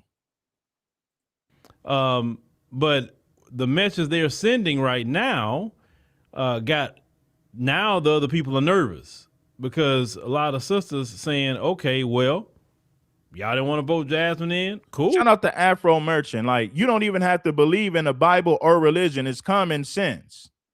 Let me tell you why a lot of women in our community are just lost in the sauce, and there's nothing we can do to help them. There's nothing you can do to save them. They are lost. It is a lost cause. Let me tell you something, ladies, why men are the leaders. Anytime there's war, who got to go to war to defend the country, to defend the villages? The men have to do it. Who build homes? Men build the homes. Who pave the roads? Men pave the roads. Who does plumbing? Men. Who does the electricity? Who built that home you live in? Men. Who built that office that you work in? Men. Who built that school that you go to? Who built that school that you went to? Men. Men are the creators and builders of society. If you don't understand that, then you're just dumb. You're lost in the sauce. You don't deserve a damn microphone. You're too damn foolish to be typing in my comment section. The cars that we drive, who build them? Men. The airplanes that we fly in, who build them? Men. Everything that's a necessity in today's society is built by men.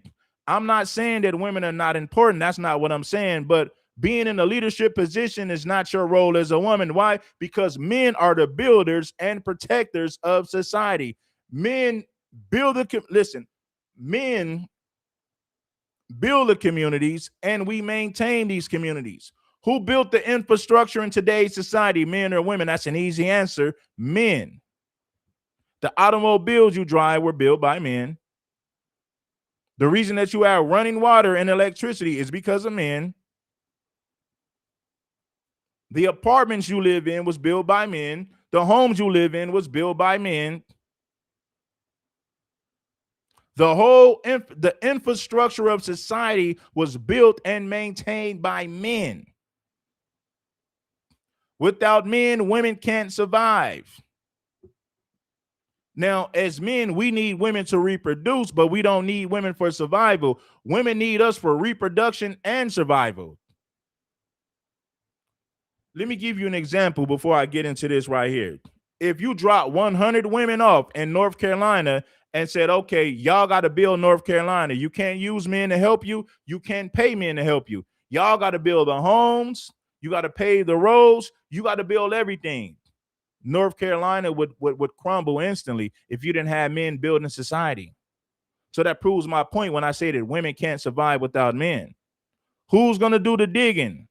Who's going to do the construction? Who's going to build the homes? Who's going to build the automobiles? Who's going to go to war to protect the country? Who's going to go to war to protect the city? Who's going to go to war to protect the community? If you don't have men, women will be taken over. If you gave women North Carolina and you said, okay, you can't hire men for the army, you can't hire men for construction, guess what? A whole nother nation will come to North Carolina and take over the women and conquer them and dominate them.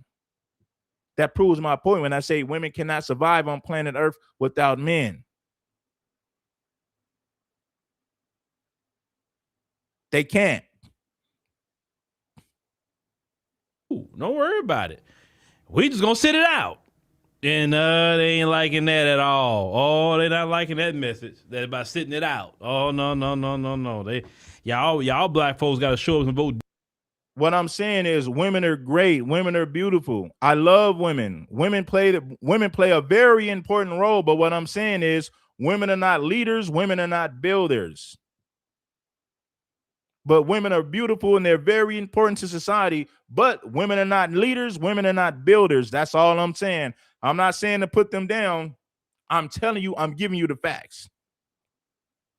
Women are nurturers, not leaders and not builders. That's not their role. For some reason, women in our community don't even understand their role in society. They've been indoctrinated with feminism. They don't even believe in the word of God.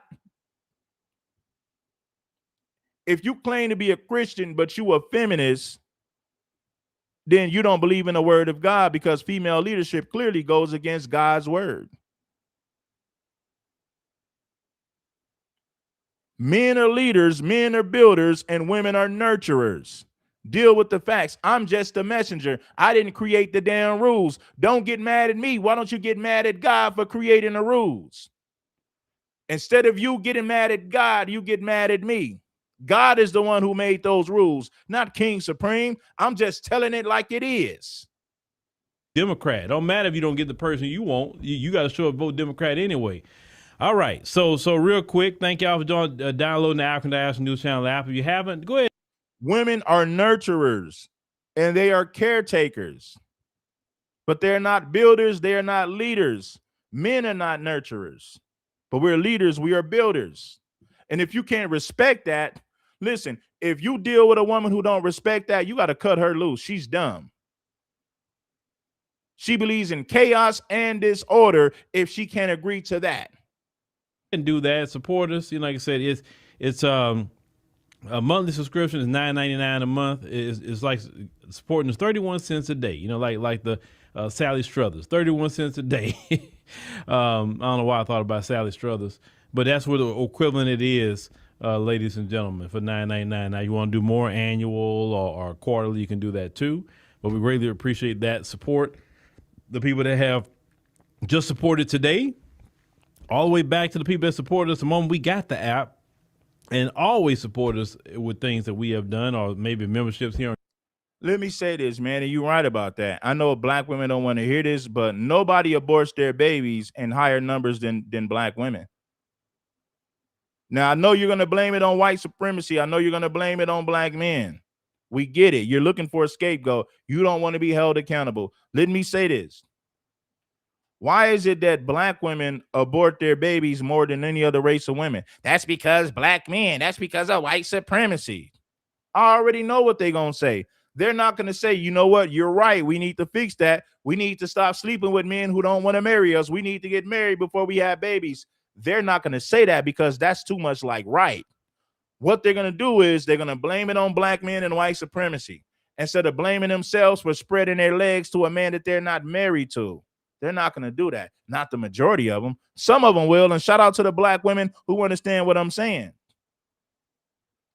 Let me ask all you black women in the comment section that's disagreeing with what I'm saying. How come black women abort their babies more so than any other race of women? Give me some feedback in the comments. I'm waiting to hear your response. YouTube, thank you for that, because that's something you don't have to do, and we greatly appreciate that, ladies and gentlemen. Also, like I said, don't forget the Narrative Power Summit in Toronto, Canada, in July. Make sure you get your tickets. Black men did construction in this country way before Mexicans did, right? Mexicans do jobs for cheaper. So a lot of times they'll say, we'll hire the people that'll do the jobs for cheaper. Black people used to do landscaping. Black people used to do agriculture. But when black people realized they weren't getting paid for it and they wanted to elevate in society, black people wanted to get more money. You know what white people said? Forget it. We'll just pay Mexicans and get rid of the Negroes. I'll just pay Mexicans and get rid of the black folks. That's exactly what happened. I worked in construction before. I know what I'm talking about. I worked in that industry. I know what it is. Now, let me go back to my original question. How come black women abort their babies more than any other race of women? Hopefully somebody can give me a legitimate answer without making excuses. To go there, LaSherica was telling y'all about that. Also, the Brazil trip, don't forget about that as well. So, all right. Let's get to the sisters. All right, let's get to the sisters that's mad at black men for not voting for Jasmine Crockett. Let's get into that. But before we dive into that, I want you guys to answer my question. How come black women abort their babies more than any other race of women? Give me some honest feedback. I'll jump in and share my points here. So let's go. Well, good morning, 92%. What have we learned? That many people have learned nothing. That is correct. That is correct. So what does that mean for us? That is correct. That is correct. Continue to rest. Continue to rest. Black liberal is the most divisive liberal of all, right? And the reason why I say that is because they expect us, the black community who holds the Democratic Party down, to just jump in line when we don't get the results that we want. They don't give us an opportunity to grieve. They just want us to jump in line, right? I'm going to post the stats by race on who voted for Jasmine and who voted for James up above. But what I also want to say is that you do not have the right to tell somebody how to feel. You cannot come to black women and in black spaces and tell us that we're being divisive when the entire election cycle y'all were being divisive by saying that she wasn't electable. Well, what made her not electable, right? The same person that y'all say that's not electable is the same person after each committee hearing when Jasmine reads these incompetent Republicans in this current administration for filth, y'all reposting and talking about how she ate them up, right? This is the same person that y'all say isn't electable. Y'all praise her then, but you go in the booth and you vote for the white man because you felt like he was more electable. Under my comment, one of the girls said the language is divisive, right? And I asked her, what is Tallarico's agenda for the Black community? And she basically stated that he doesn't really have an agenda for the Black community, but there are things that are a part of his community that will benefit the Black community. And then she went to say that he's a Christian and he can probably get some evangelicals. So Black women overwhelmingly vote Democratic in every election, and the white evangelical overwhelmingly votes Republican in every election. So what you're saying is that he is willing to neglect the most loyal voting base of the Democratic Party, which is the Black woman, for the potential of the white evangelical. And you think he doesn't have to earn our vote? No, he has to earn our vote. But see, I know that people will say, well, All you right, still y'all. need to go out and vote for James. Let me pause and back up a little bit. You know she getting ready to say something stupid. You all right, you better say something stupid. You Black men that need to get in line and vote for Kamala Harris. You should have voted for Jasmine Crockett. You Black men just hate Black women. You hate yourselves. You hate your damn mama. You don't want to deal with the drama. That's why you hate your damn mama. All right, I don't want to deal with the drama, which is why I hate my mama. I get it. Because I want to look at point something out in the previous video because she got it up there at least. Now you're looking at the votes for Texas: 52%, 52.3, and 46%. And now always you never depend on the whites, so that's something. But the whole conversation has been Latinos and how they were 30% of the vote in the election, but 62% of them voted Tallarico and 36% of them voted Crockett. And then you see the Black numbers. The Asian numbers was only 3%. They hardly vote. And 71% of them that did voted for Tallarico, and then 27% Jasmine Crockett. Now, as I said before, Jasmine Crockett has been very pro-immigration, very, very, very, very pro-immigration. And Trump's policies is affecting Latinos in Texas. But yet, when it was time to, vote for somebody that actually supported them, they said, nope, go on with the white guy. So let me get to something else, because I see some people talking in the chat too about, well, her policy is just, she didn't have nothing. Well, I checked his policies too. He didn't have anything for Black folk. Now one of them did. That say they're gonna do something. And so what the sister was saying, that's why I played it. She's right. He's not thinking about Black folk at all. At all. And I told y'all before, the Democrats want the white vote. That's the reason why they really wanted Tallarico, because he's I got to reach across the aisle, and, I'm a Christian, and for them, when I hear them say Christian, I'm sorry, I don't think of Christianity in the right context when I hear them say it. When I hear them say Christian, I'm just beyond with you. All I hear is Christian nationalists when I hear them talk, because if they were truly a Christian, they wouldn't do not even a quarter of what they do to people in this country or globally. So when I hear Christian nationalism. I don't hear the purity of Christ. Don't hear that. Sorry. That culture has never proven that they can follow not even the 10 Commandments. So when I start hearing them talking about Christian, I'm already start side-eyeing them real quick. I'm like, you Christian? Where? I'm sorry. That's just how I feel. Now, some people were saying just now, well, he was just different. She was, let me get back to the ghetto part. She was ghetto. Her wigs, that's another thing I've been hearing about her wigs, the way she talks, and all of that. Once again, I have made. Let me tell you something, Black women. Wearing those busted ass wigs and talking ratchet and ghetto is gonna work against you. It's gonna work against you. They made fun of Jasmine Crockett with them terrible ass wigs and that sister girl ass attitude. It worked against her. It didn't work for her. It worked against her. So Black women, I'm telling you, running around in these ghetto fabulous ass wigs ain't serving you no justice. It might get a man to sleep with you. It might get a man to clap your booty cheeks in between the sheets, but that is about it. It is not going to work in politics. It'll help you to get hit. It'll help you to get your cheeks clapped by a man. Wearing those ghetto ass wigs and This sister girl energy and this ratchet mentality is not going to work for you in politics. It only works when you want to get your cheeks clapped. Maybe at the club, maybe at a dating site, maybe from a ninja that you met from your friends last night.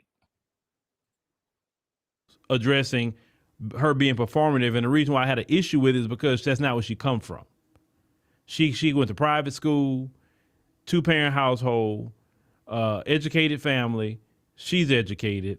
Hey, it's funny. They said, man, this dude King Supreme is a tether. So holding black people accountable means that you a tether. I'm not caping for the white man. I'll never tap dance for the white man. I'm just holding FBA people accountable for their buffoonery that they can actually change. These are things that black people could actually change.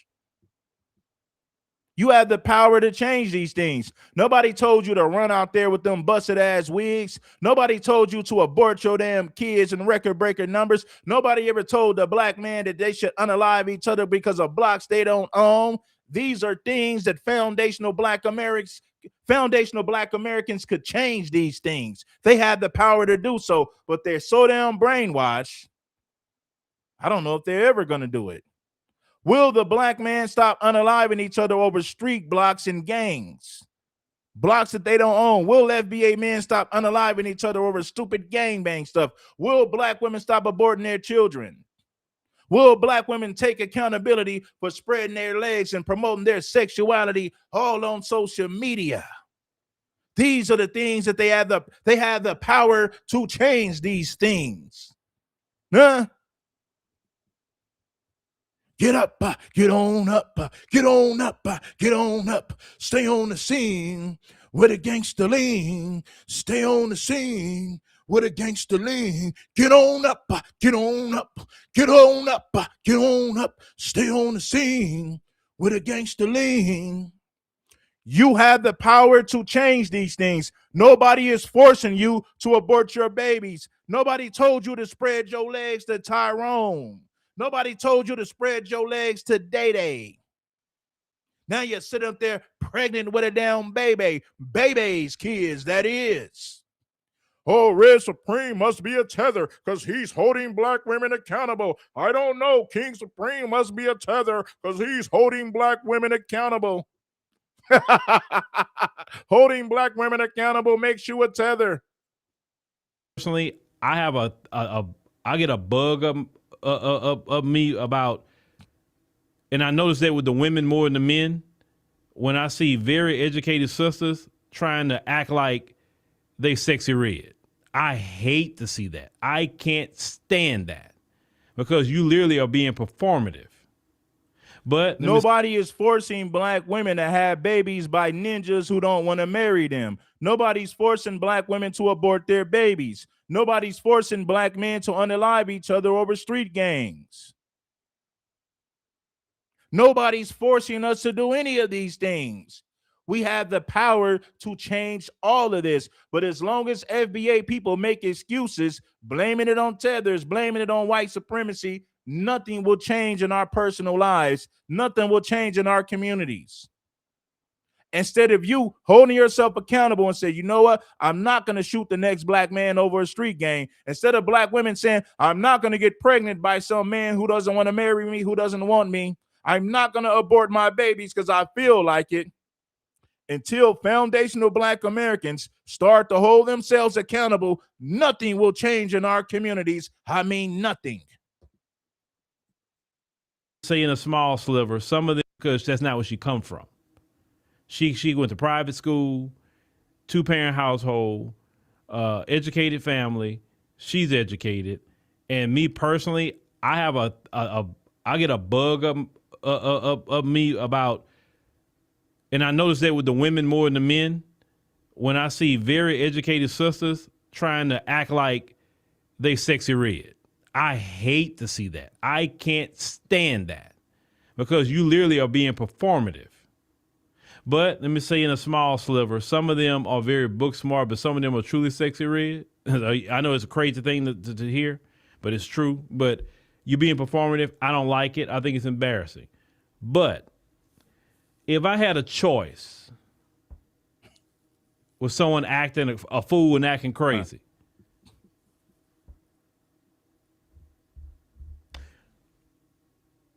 why Black America put more, and I guess it's just a legitimate question. Y'all could ask me, you know, you can correct me if I'm wrong. Why do you put more, I'm looking for the right word. Help me with the right word.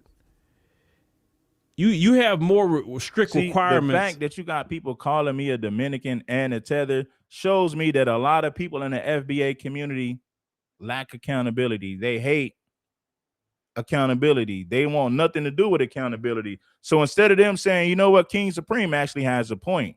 Black men, nobody's forcing black men to unalive each other. Nobody's forcing black women to abort their babies. Nobody's forcing black women to spread their legs to men who ain't their husbands. Instead of FBA people saying that, oh, you must be a tether. You must hate black women. Nonsense to escape accountability.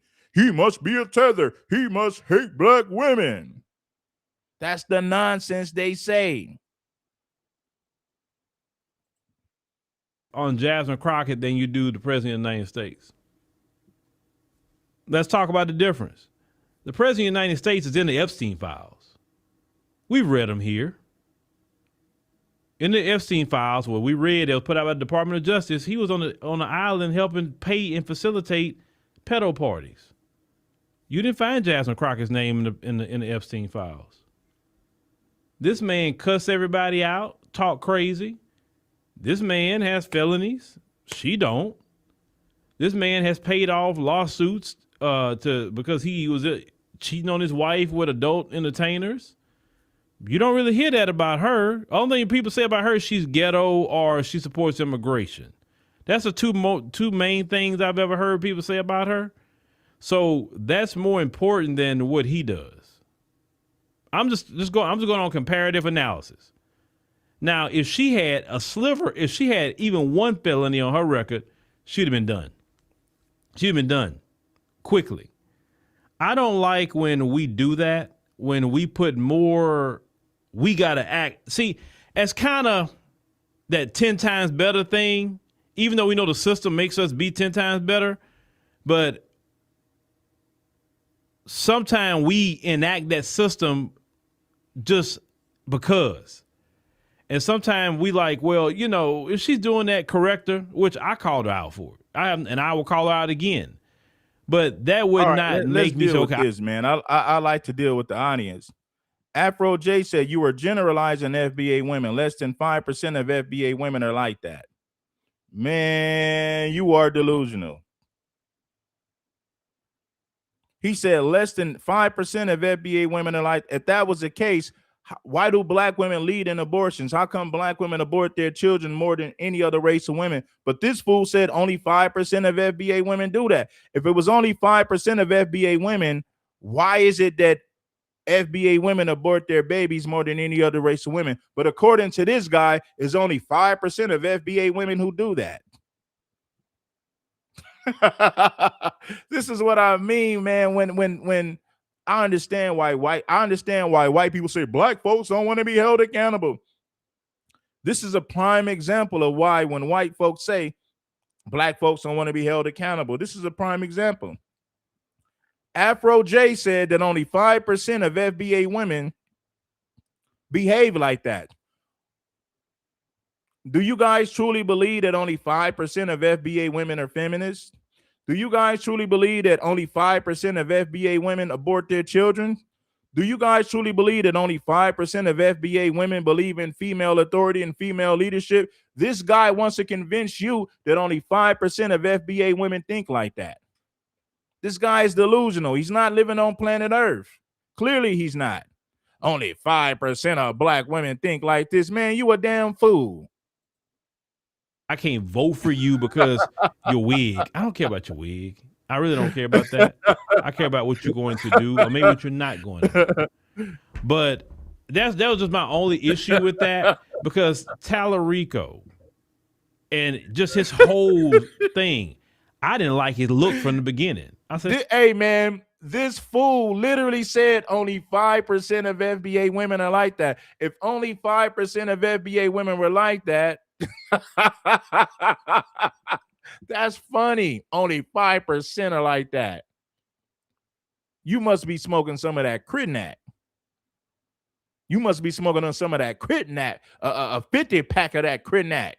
Something is wrong with this fool. Only 5% of FBA women behave and think like this. Only 5% of FBA women are feminists. Only 5% of FBA women abort their children. Only 5% of FBA women believe in female leadership.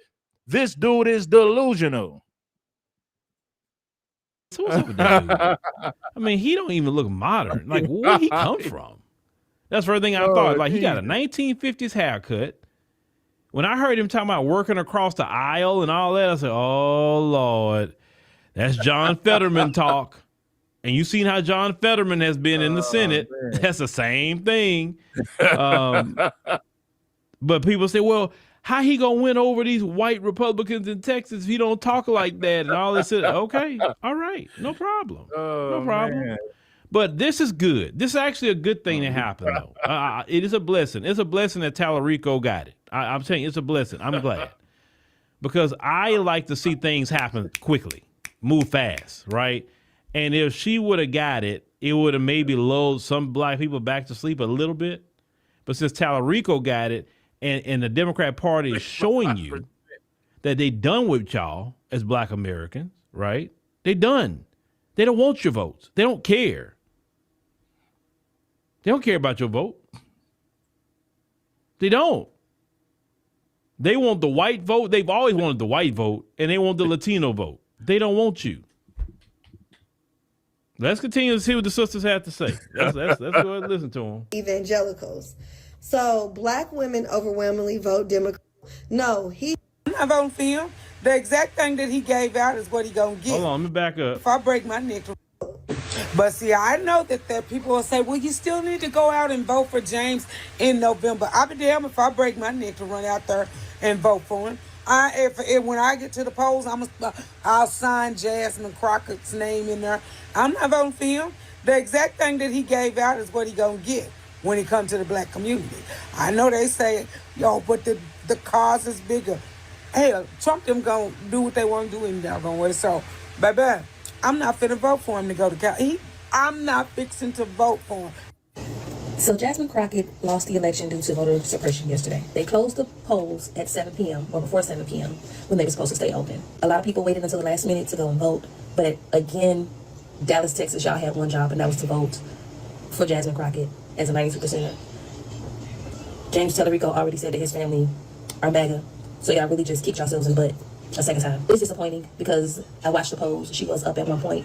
So for her to fall short at the last minute due to voter suppression by Republicans, because they just didn't want her to be in office in any kind of way. I think a lot of people probably didn't vote for her, and they voted for Tallarico simply because he is a white man. And because she's a black woman with all the qualifications that they wanted him to have, they still chose the wrong candidate. Black women, stand up. Yeah, okay. So that part is true, too. They did vote for him because he's white. Even Jasmine Crockett herself said that they're not going to run a black woman. They want a white man. She herself said that. She said it about the presidency. So it's kind of like she kind of called out her race a little bit way before ahead of time. I remember when she said that. They do not want the donors, don't want black people. We need 5 people to bless the Cash App. If you like FBA content creators that's going to keep it real, FBA content creators who are not pandering to women, that's kissing their behind to gain more subscribers and followers. If you like the real, let's get 5 more people to bless that Cash App for this real game that I'm spitting. If it was only 5% of black women who thought like that, you wouldn't have single mother-led homes. You wouldn't have all these women aborting their babies.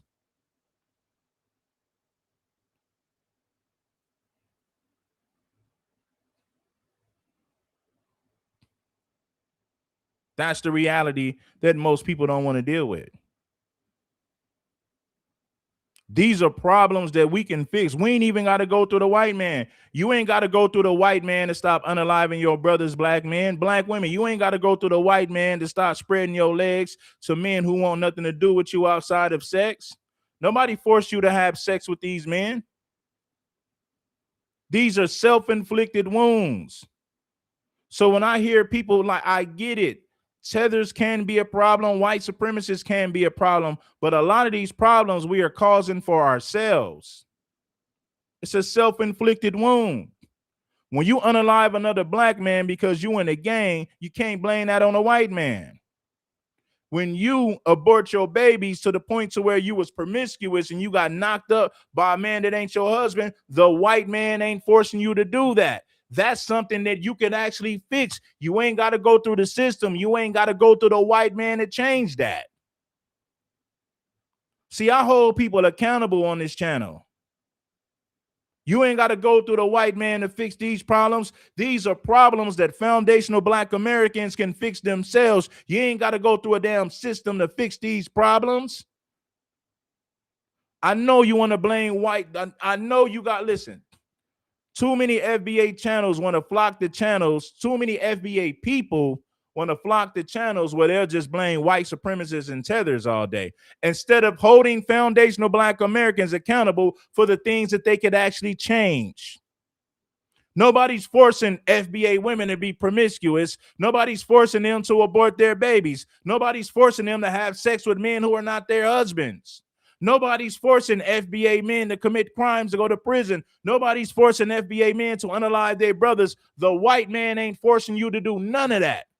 These problems can be fixed with the, you could easily fix these problems. You ain't got to go through a system to fix these problems. But I know you don't want to hear the truth. So make sure that you go to a channel that only talks about white supremacists and tethers, and he won't hold FBA people accountable for the things that they can actually change. If we put our mind to it, we could change these problems. I can't make excuses for these problems. These are things that we could change. But you got too many foundational black Americans blaming it on a white man, blaming it on tethers, instead of saying, hold on, FBA people, we could fix these problems ourselves. We need to get our stuff together.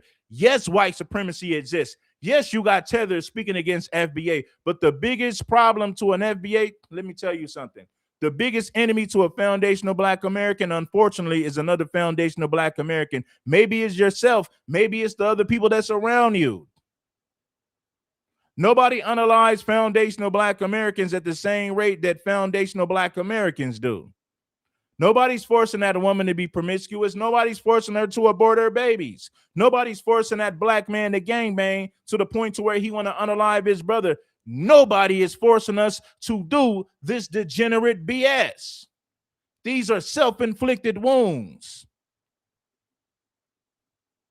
As long as you continue to blame the white man and tethers, nothing will ever change in your community. Nothing will ever change in your personal lives. These are things that you can fix your damn self. A white man. Now, let me cook a little bit. And look, if you say something, I'm gonna cook you one way or another. I don't care. I don't care if you're talking. Be prepared for me to respond sometime. All right. During the 2024 election, let's talk about that. Matter of fact, let's talk about the conditions of the 2024 election or beforehand. Black Americans were being overwhelmed with immigrants, being dumped into the cities where black people are at, and resources were being taken away from black people. And guess what, foundational black Americans? The white man ain't forcing you to vote Democrat. You made a decision to stay on the Democratic plantation. Foundational black Americans made a conscious decision to stay on the Democratic slave plantation. That was a conscious decision. The white man ain't forced you to vote Democrat. The white man ain't forcing you to unalive your brothers. Black women, the white man ain't forcing you to be promiscuous. The white man ain't forcing you to abort your damn babies. These are problems that you could fix these problems your damn self. But instead of you taking accountability, blame the white man and tethers. I want to talk about tethers and white supremacy all day. I don't want to hold black people accountable for the things that they can actually change. I don't want to do that. It's more profitable to blame it on white supremacy. It's more profitable to blame it on tethers instead of you holding black people accountable for the things that they could actually change. The people who just got there yesterday. Okay. The policies of the Biden administration was mass illegal immigration. And it was affecting black people. Why would I support more of that to harm black people? Now, if I thought about just myself, it don't affect me personally. It just don't affect me personally. But when you care about other black people, like in Chicago, and you care about other black people like in New York, and you were seeing all these crimes that was being done by these military age males in these cities, and you're thinking about our elderly who's not getting resources, you're thinking about the black homeless who's not getting resources. Let me tell you what Trump did do. Trump immediately stopped that. So now black Americans aren't dealing with mass flooded immigration into the cities where black people are at. So if you're going to ask me, would I choose more of that to harm black people versus stopping that? I'm going to choose stopping that all day long. I have no problem saying I would choose to stop it. And did it stop? Yes, it stopped. Now, some other craziness happened with Trump, of course, but that main thing right there, what was happening to my people in these cities, no, I'm not going to support. I wouldn't get on this microphone and support 4 more years of that. No, sorry. I don't have no problem saying it. My people are being harmed financially. Then they came in here hostile. Hostile immigrants came in here talking crazy to black people. You're lazy, like talking crazy while they're taking your tax dollars. Why would I support that? I have no problem telling you what I did and what I said. It's all on tape. I ain't delete nothing. I'll tell you to your face, yes, I will always support my people. And if it takes Trump to stop my people from being harmed by the illegal immigrants that Biden and Harris brought in here, yeah. I support that all day long. So you didn't really cook when you said that. Just letting you know. I don't bite my tongue on what I say. I can repeat everything I said more than once. I think before I speak, okay? I'm letting you know. So let's continue. Down. Stand down. Stand down. They're not serious about change. Did you see what they just did to Jasmine Crockett? What is the point? I'm going back to my preaching victimhood. See, black people, as long as we continue to preach victimhood, nothing will ever change in our communities. Nothing will ever change in our personal lives. Nothing will ever change politically. Please believe me. I'm giving you the facts. The white man ain't forcing black women to lay down with men who don't want to marry them. The white man ain't forcing you to be promiscuous. The white man ain't forcing you to make bad decisions with your vagina. The white man ain't forcing black men to unalive each other. The white man ain't forcing you to sell drugs to your neighbor. That is a choice. Until black people wake up and realize that they have choices, they'll continue to make the same mistakes and blame the white man and white supremacy for their bad decision making. Now, I do understand white supremacy does exist, but white supremacy ain't forcing you to pull a trigger to kill another ninja. White supremacy ain't forcing black women to be promiscuous. White supremacy ain't forcing black women to lay down and spread their legs to men who are not their husbands, to the point to where now they are single mothers as a result of getting pregnant by men who are not their husbands. You know what they're going to say? Well, even if you did get married, a man can still leave you anyway. Well, guess what? If you lock your doors at night, somebody can still break in your house. You're still better off locking your doors opposed to leaving them wide open. It don't matter if you get married, he can still leave you. That's true. But you're better off at getting married opposed to not getting married and getting knocked up by some man who don't want you, that's going to leave you with children. Now you're looking for some man to become a stepdaddy to correct the mistakes that you made in your past. Now you want a nigga to come. Now you're looking for the next guy to be cleanup man, to make your life better for the bad decisions you made. Now you're looking for a stepdaddy. Now you're looking for somebody to step up and take care of that child that you done had recklessly with another man. The man don't want nothing to do with you. He provides nothing for the damn children. The white man didn't force you to lay down with these dudes. The white man didn't tell you that. The white man didn't force you to be the white man didn't force you.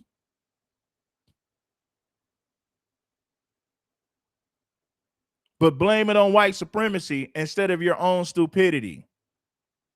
Blame it on a white man instead of blaming it on your reckless activity. You're not responsible with your vagina. You gave it to a man who never wanted to marry you, to the point to where he pumped and dumped you and left you with a damn baby. The white man didn't force you to do none of that. You made a conscious decision to spread your legs to a man that you was attracted to. You can't blame the man. You can't blame massa. Soak up this information faster instead of you trying to blame it on the white man, instead of you blaming it on the master. Nobody forced you to spread your legs. You made a conscious decision to do it. Life where I didn't care about politics. You know why? Because it ain't our job. 92% did their job several times in a row. But I'm gonna tell you one thing: the fact that mediocre white men will beat a black woman with more experience, more gall, and more balls than he has ever had of testosterone in his body should tell you that it's time for us to go back to our soft lives like we have been doing for the past year. Let them get slaughtered in the street. This ain't our business. Because every single time we step in and we tell you what you need to do. We tell you how you need to come. We tell you how to resolve the issue. You say, a black woman's not qualified. So I'm gonna qualify my ass at home. Ain't no reason for me to fight, yo. Ain't no reason. I don't care.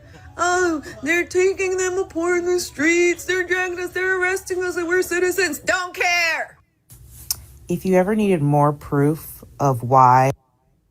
Okay, so now this particular sister say, you know what?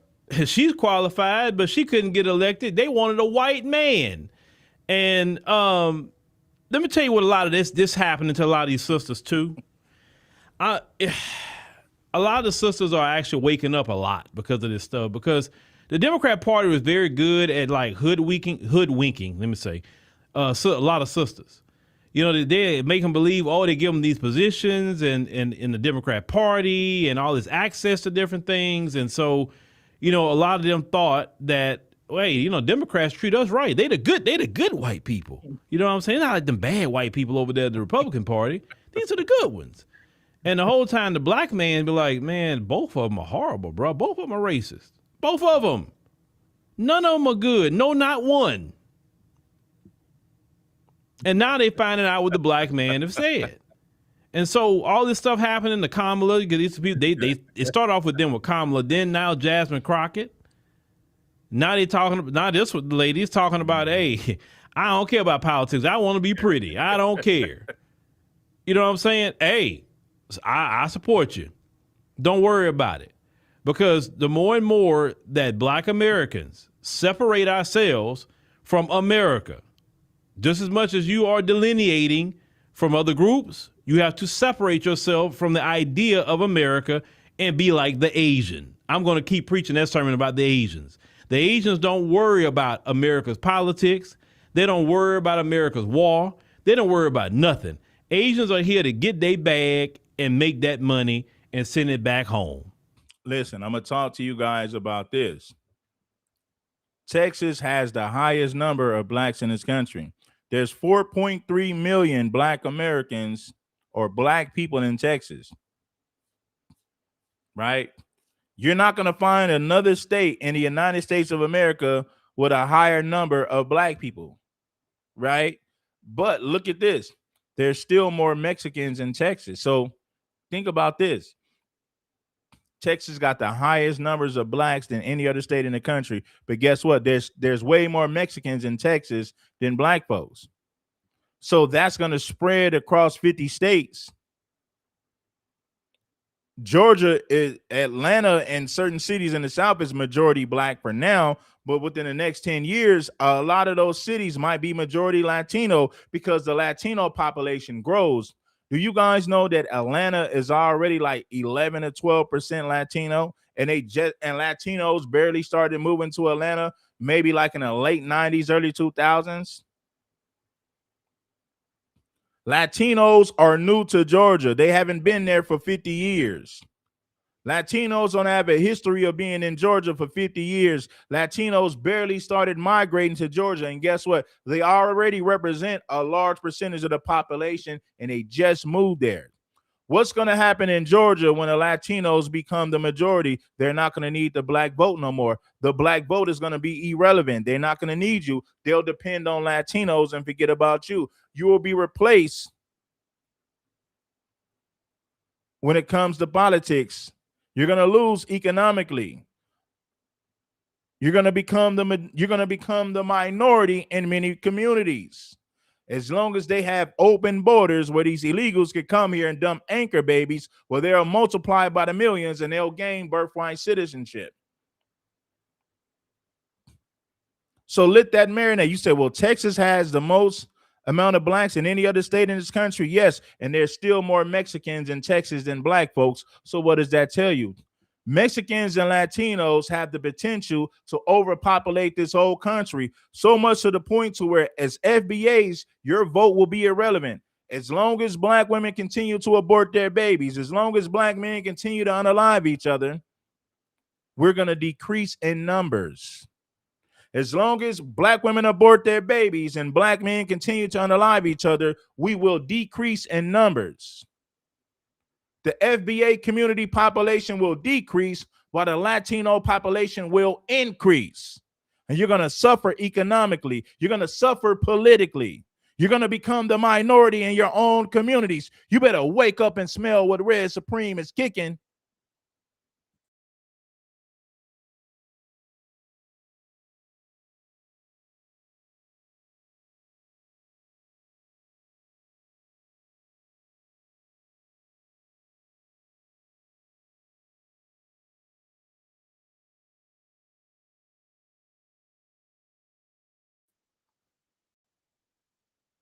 Crockett.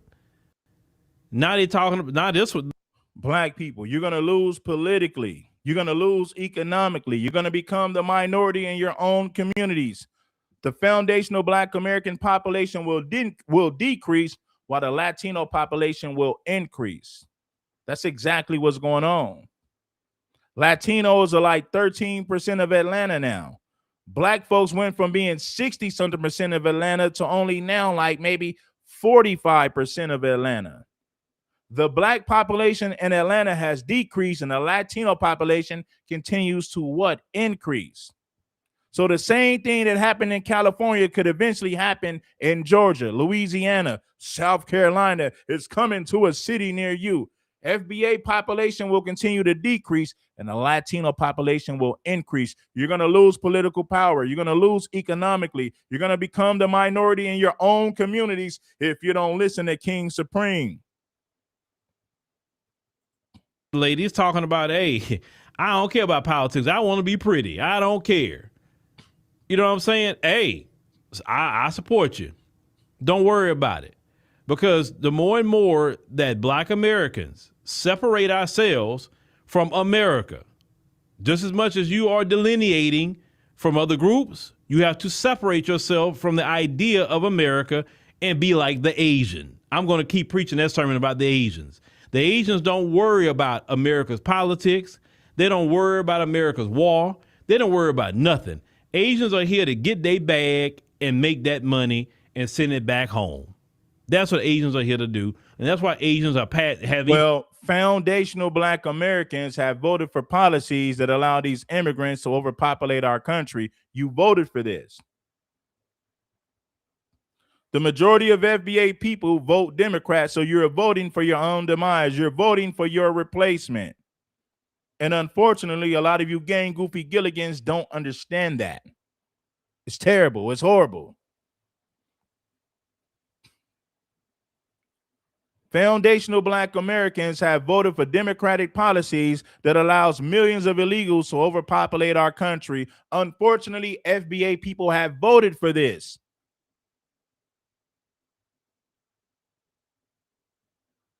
You voted for your own demise. You voted for your replacement, and you're too damn silly to understand that. Foundational black Americans are to blame for voting for stupid policies. You voted to get replaced in your own communities. You continue to vote for Democrats, and Democrats are the ones overpopulating our country with illegals coming from south of the border that's going to replace you when it comes to labor, that's going to replace you when it comes to jobs. We don't need black people to do it no more. We'll just get these Mexicans to do it. Mexicans going to do the job and not complain about it. Black people think we're going to pay them more money. I don't need black folks. I'll just hire the Mexicans. You voted for all these illegal immigrants to come over here illegally. Unfortunately, foundational black Americans have voted for their replacement, and they're too stupid to realize it. Unfortunately. And passed up white folk. Asians on paper make more money than white people do on average. Why? Because they're not wasting their time fighting every freaking thing.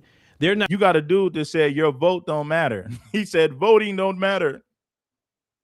You really think voting doesn't matter? Are you that dumb to believe that voting doesn't matter? If voting didn't matter, why do you think they're bringing all these illegal immigrants over here? Because guess what? When these illegals have anchor babies, the anchor babies are now voting.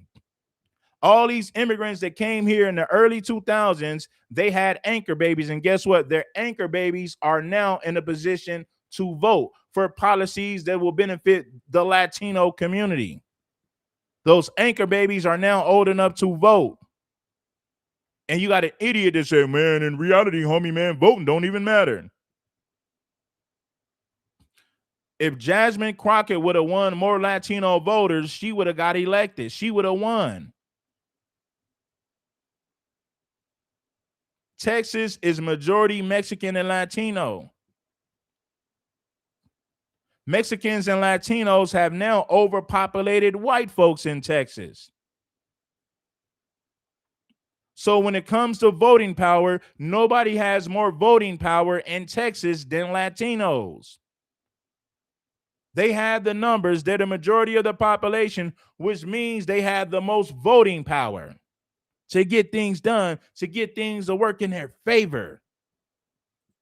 Arguing about Democrat, Republican. They like, I'm arguing about getting my paper. That's what I'm going to argue about. I'm trying to set this business up. I'm trying to get this supply chain going. I am not worried about what y'all politics are doing. Please. I'm getting my bag, because people that get the bag know you don't have to be a politician. You just have the money to control them. Yeah. That's what the people with money do. You think all these billionaires, you know what I'm saying, go run around here being politicians? No. It's too easy just to go ahead and give money to both sides, and whoever wins, you benefit. Or what you need. That's the ultimate way of doing things. But hold on, what y'all say about St. Louis? Oh, you said they're taking jobs. You said they're taking the jobs from those blacks trying to do those shopping jobs. Yeah. So you know, Trump has stopped all that. Trump is changing the game on that. Now, his foreign policy right now is horrible. It is. A lot of things he's doing, I say, man, I don't agree with that. But with this immigration thing, he literally shut that southern border down. You don't have thousands of people flooding a day. I know someone personally who worked on that southern border, and he told me to my face, when Biden was in office, we were overwhelmed. He said the moment Trump got in office, now we're bored. We don't have nothing to do. That's how much Trump has shut that down. He said you're lucky to get 10 people even want to show up at the border a day now, if anybody. That's what I was told in my face by someone I know who works in the United States Border Patrol. And I asked him, I say, well, the situation down there now with the immigration versus Biden and versus, you know, Trump, I say, I'm just going to ask a question. What would y'all rather? You say, well, we like what Trump is doing. He said, sometimes you get more action, though, when they coming over.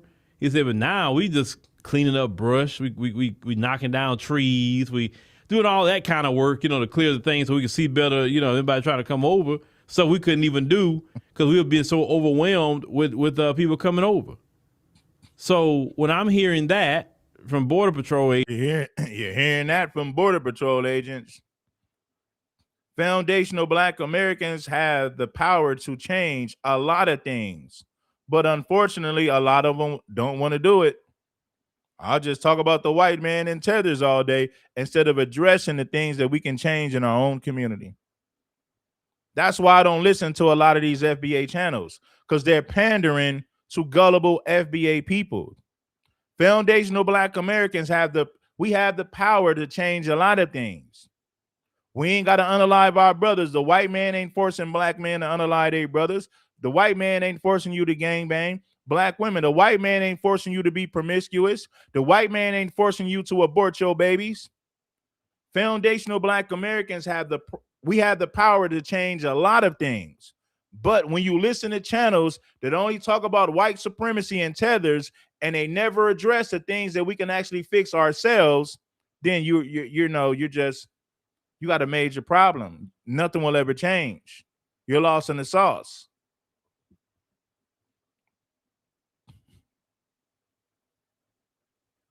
The majority of these FBA channels never focus on the things that we can fix ourselves as foundational Black Americans. Blame it on white supremacy. Blame it on tethers. When in reality, you should know better. We already understand that you have tethers that are against us. We already understand that white supremacy exists. But if you got an FBA channel and you're not telling black people that they can change a lot of things without going through the white man system, you're doing your community a major disservice, because what you're telling your people is they're handicapped, they're crippled, and they can't do nothing about it. And white supremacy is taking advantage of them. And white supremacy is the only reason that they are in the white supremacy is the only reason that these people are in the positions that they are in. I'm not going to pander to you and sell you that nonsense. I'm not going to do that over here on King Supreme. Foundational Black Americans have the power to change a lot of things that's dysfunctional in our households and our communities. But too many FBA people want to be victims, talk about tethers, talk about the white man, instead of focusing on the things that we can fix ourselves.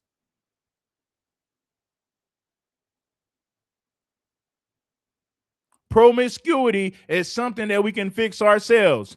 Gang banging and unaliving one another is something that we can fix ourselves. You going to the abortion clinic to abort your babies is something that you can fix yourselves. You ain't even got to go through the white man to fix that. All it takes is a little bit of discipline, structure, love, and understanding to fix the majority of these problems that we're dealing with in the FBA community.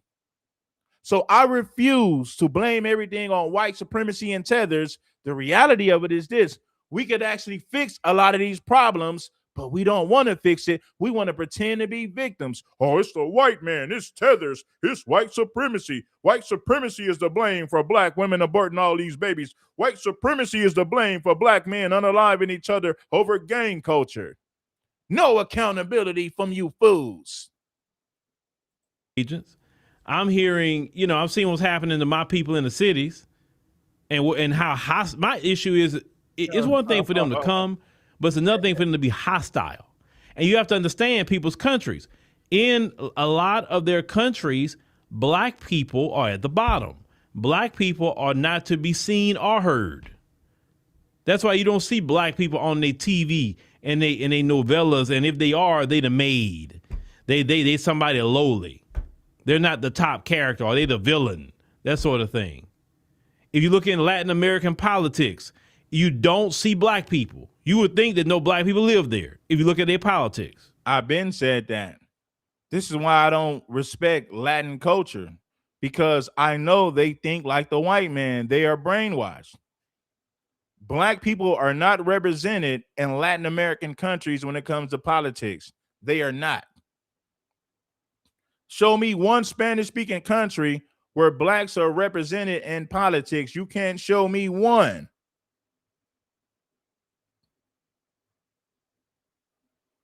You can't show me one. If you look at the politicians in Mexico, they all look like Europeans. It's the same for every Latin American country.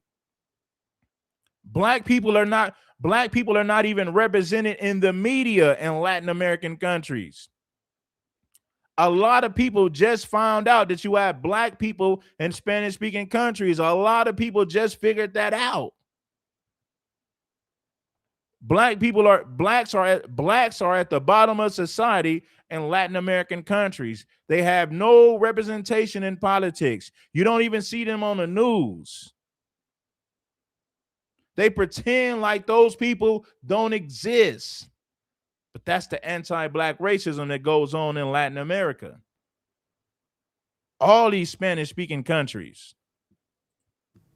There's a lot of black people that live in Latin America, from Mexico all the way down. They're full of black folk. So they bring that same attitude up here. And someone's like, what we do to you? It's not that we did them anything. That's where they come from in their homeland, acting that way to the black folk. Yeah. Let me continue this up. Hold on, where we at? I have why I am and has always been a black independent. Look no further than what just happened in Texas. Okay, bye. Black people, please step into my office real quick. Especially Texas. Please step into my office. So, Jasmine Crockett, a black woman, yet again, has not won, right? This is a very important fact that always rings true. Black women carry a disproportionate civic burden. We always have. And we also play a major role in organizing and mobilizing communities.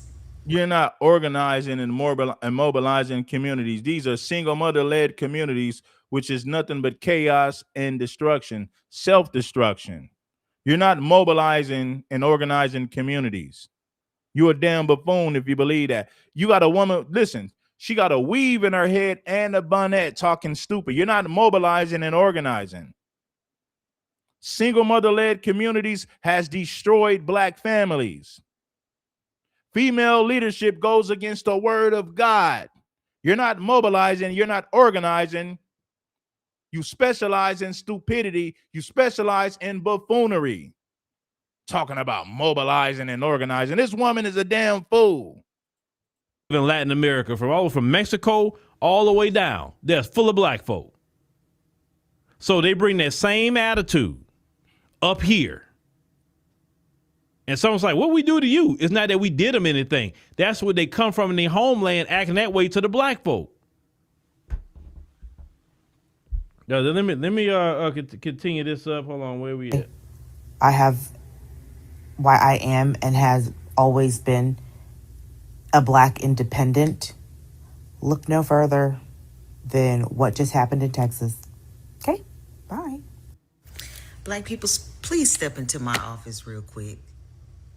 Especially Texas. Please step into my office. So, Jasmine Crockett, a black woman, yet again, has not won, right?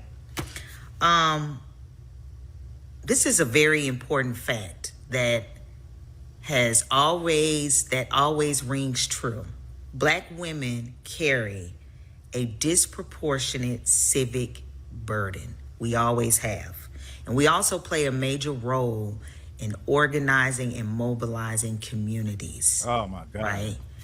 And as you saw with the Super Bowl, we always got folks back. Right? I love that for y'all. However, before y'all start inviting people continuously for the cookout, I want y'all to understand this very important lesson as we have seen in the voters turnout here in Texas, that a large group of Hispanics and white people voted for the other candidate, and black people, of course, showed up for Jasmine, right? And Jasmine has been really loud about supporting undocumented immigrants, but we see that advocacy does not always translate into supporting us, right? And it's a very important lesson to learn here that I have been telling y'all since before the Super Bowl, that when you are supporting, be mindful that every group will look out for themselves and their priorities first for their communities. I want you to keep that in mind, right? Because we, Black people, continuously, as we advocate around the world for people who have been disadvantaged, taken advantage of, because we first know and understand the hurt and pain, that these groups do not show up at the voters poll for us to push the mission. Black women, let me be real with you. When you show up with a weave and a bonnet, nobody's listening to you. Don't get mad at the black man for saying it. I'm being honest with you about how everybody looks at you. Nobody's taking you serious when you show up with a weave and a damn bonnet in your head, talking stupid, and you're overweight. You're overweight with a bonnet and a weave on. Nobody takes you serious. He bashing black women. No, I'm not bashing black women. I'm telling you the damn truth. Nobody takes you serious when you're overweight with a wig and a damn bonnet on. No one takes you serious at that point. But you ain't smart enough to realize that I'm telling you the damn truth. You just bashing black women. You must hate your mama. A woman must hurt you. Now you're going to say all this stupidity to avoid accountability. Now you're going to spew all this stupidity to avoid accountability. Nobody's taking you serious when you're overweight and you got a damn wig on your head and a bonnet. Nobody in their right mind is taking this woman serious. Forward. Look out for themselves and their priorities first for their communities. I want you to keep that in mind, right? Because we, Black people, continuously, as we advocate around the world for people who have been disadvantaged, taken advantage of, because we first know and understand the hurt and pain, that these groups do not show up at the voters poll for us to push the mission. Let me show you what this beta male said, right? Let me show you what this dude said. No, this is a woman. Nothing wrong with communities being led by black women who know grassroots policies. Okay, the black community has been led by black women for the last 50 years. What is that? What has that gotten us? Absolutely nothing. But this dude said there's nothing wrong. This woman said there's nothing wrong with communities being led by black women who know grassroots issues affecting our families and are doing something about it.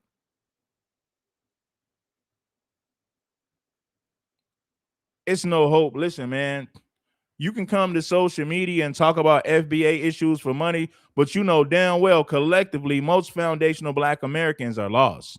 They're lost. For somebody to come in my comment section and say this, it proves how lost most of us actually are. This individual said that there's nothing wrong with communities being led by black women. Ever since the black community has been led by black women, single motherhood, gang culture. Let's go back to the 50s and the 40s, before black women became the leaders of the community. Look at how the black community operated prior to feminism. Now look at the black community now that black women have been indoctrinated with feminism. It is night and day. The black community is doing worse under these conditions with single mother-led homes. Female leadership goes against the word of God. And if you don't understand that, then you're just lost in the sauce. There's nothing wrong with communities being led by black women. You a damn lie. The black community is in shambles because it's being led by black women. What are you talking about? Ain't nothing wrong with black women being the leaders of the community. Man, you sound crazy. Ain't nothing wrong with black women being the leaders of the community. Ain't nothing wrong with that. Ain't nothing wrong with that.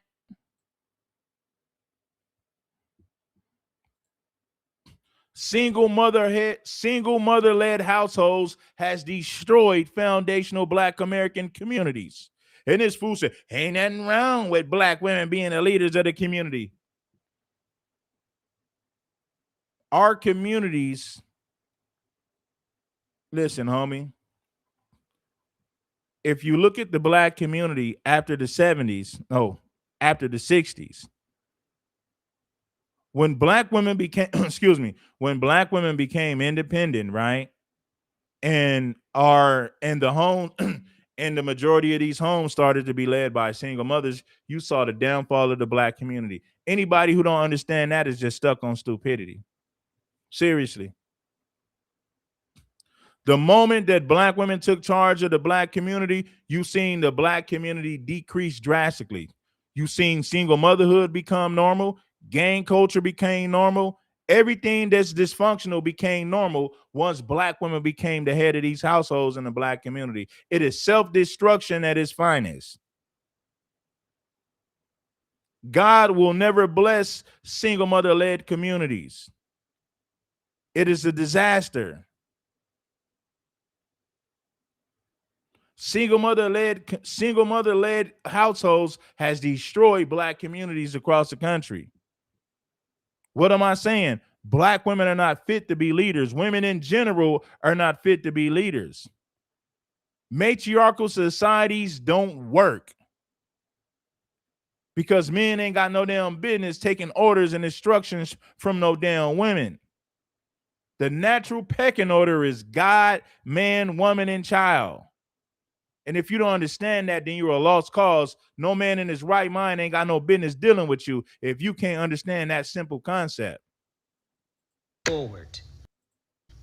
I want you does not always translate into supporting us, right? And it's a very important lesson to learn here that I have been telling y'all since before the Super Bowl that when you are supporting, be mindful that every group will look out for themselves and their priorities first for their communities. I want you to keep that in mind, right? Because we black people continuously, as we advocate around the world for I'm being real with you, black women. I'm not listening to some overweight woman with a wig and a bonnet. I'm not listening to anything she has to say. She needs to be quiet and take 10 seats. Show me any community that's going to listen to a woman that's overweight with a wig and a bonnet. The black community is the only community who listen to these foolish ass women. Overweight with a wig and a bonnet, but you want us to take you serious as if you're saying something that's really important. Hell no, I'm not finna listen to that. Overweight with a wig and a bonnet. Hell no, you will be a fool to listen to that. People who have been disadvantaged, taken advantage of, because we first know and understand the hurt and pain, that these groups do not show up at the voters poll for us to push the mission forward. I want you to remember that, because this looks very familiar, because who voted Trump in the first place?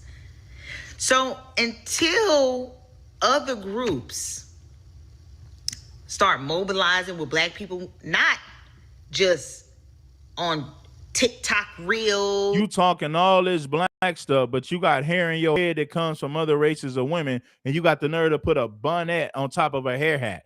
She got the nerves to put a bonnet on top of a hair hat. Now imagine you telling the black community what they need to be doing, and you got a hair hat with a bonnet on top of it. A bonnet on top of a hair hat. And when it's convenient for them the most, but at the polls, right? To put their voting where their mouth is. I am going to sit here and mind my black business. All right. Black women, I got to be real with you. If you got black women, if you got a bonnet on top of a hair hat and you're overweight, ain't nobody got no damn business listening to you. You can't even keep up with your physical appearance. You got hair in your head that comes from non-black women with a bonnet on top of their hair hat, and you got the nerve to be talking black consciousness, but spending money on hair that comes from other races of women to feel beautiful, and you think somebody's dumb enough to take you serious. Crazy. Let me get that sister a hand clap. Let me get that sister a hand clap. I love that. Nah, man, I'm not giving her no hand clap because guess what? Black women, if you want to be taken serious, you can't show up with a bonnet on top of a hair hat and you're overweight. They're waking. I love these black women are waking up. Because see, black women waking up, ladies and gentlemen, is beautiful because they're gonna evangelize separation from America and delineation. Nah, man, because the majority of black women believe in female leadership. The majority of black women in the FBA community believe in female leadership, which is why the overwhelming majority of them voted for Kamala Harris. Kamala Harris got a whole white husband, and they got the nerve to talk about racism. Racism is the only reason that Kamala Harris didn't get elected. Black men and racism is why Kamala Harris didn't win. How you gonna talk about racism and Kamala Harris is married to a whole damn white man, laid up with a white T-man? How you gonna lay up with a white man and talk about racism? Man, you sound stupid.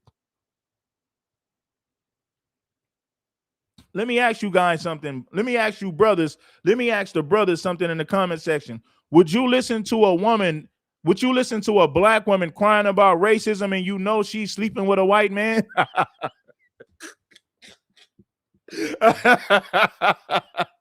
Would you listen to a black woman crying about racism when she's sleeping with a whole white man? So racism is the reason that Kamala Harris didn't win. Black men are the reason that Kamala Harris didn't win. You got the nerve to talk about racism, but you're sleeping with a whole white man. You're married to a whole white man. Way harder than even us brothers will. The black woman. With that same fervor for Democrats, they'll turn that into that. The Honorable Elijah Muhammad told us a long time ago. See, we didn't listen to the Honorable Elijah Muhammad. Lord Jesus. He told us to separate long time ago. And now these people, isn't it a beautiful thing? Isn't God good? God is literally showing us in real time why we have to separate. Wow, and when separation is us just focusing on us. Let me drop the link, man. I want to point some people up, man. Yeah, man, you can't claim racism. How come you gonna say Kamala Harris lost because of racism and Kamala is sleeping with a whole white man? She's married to a whole white man. You don't get to cry racism when you're sleeping with a damn white man, black women. Hell no. You laid up with a whole white man and got the nerve to say that racism is the reason she lost. Man, please. Listen, you guys, make sure that you guys bless that like button. It ain't nothing. Make sure that you support the Cash App because King Supreme is delivering the straight lace game. You doing? Thinking about us, showing us other groups are selfish. Other groups don't think like we thought. Let me say we thought, past tense. We thought. See, Jasmine Crockett even got to see that you do all that stomping for immigration. And in the end, them same people that you advocated for went voted for a guy that don't have a record of being loud or supporting immigration. Really, she was betrayed by that community, not the black community. It was that community. Black folk, look, you a lot of you politicians are gonna learn the hard way that you either stand on business for Black America or go home. These other groups don't support you. These other groups want proximity to whiteness. They want to be by the white folk. Anything white. It don't matter if it's Democrat white. It don't matter. White is white. That's what they want. They do not support us like that. As a collective. We saw those numbers. 36% of Latinos voted for Jasmine Crockett. The remainder, 60 some odd percent, voted for Tallarico. When she's been the loudest talking about immigration and letting immigrants in, and America was built with the immigrants and everything, immigrant. And then when the immigrants had the chance, those, at least their children who are citizens, they didn't go vote for her. I mean, the anchor babies' loyalty will be to their parents' country. What did I tell you guys earlier?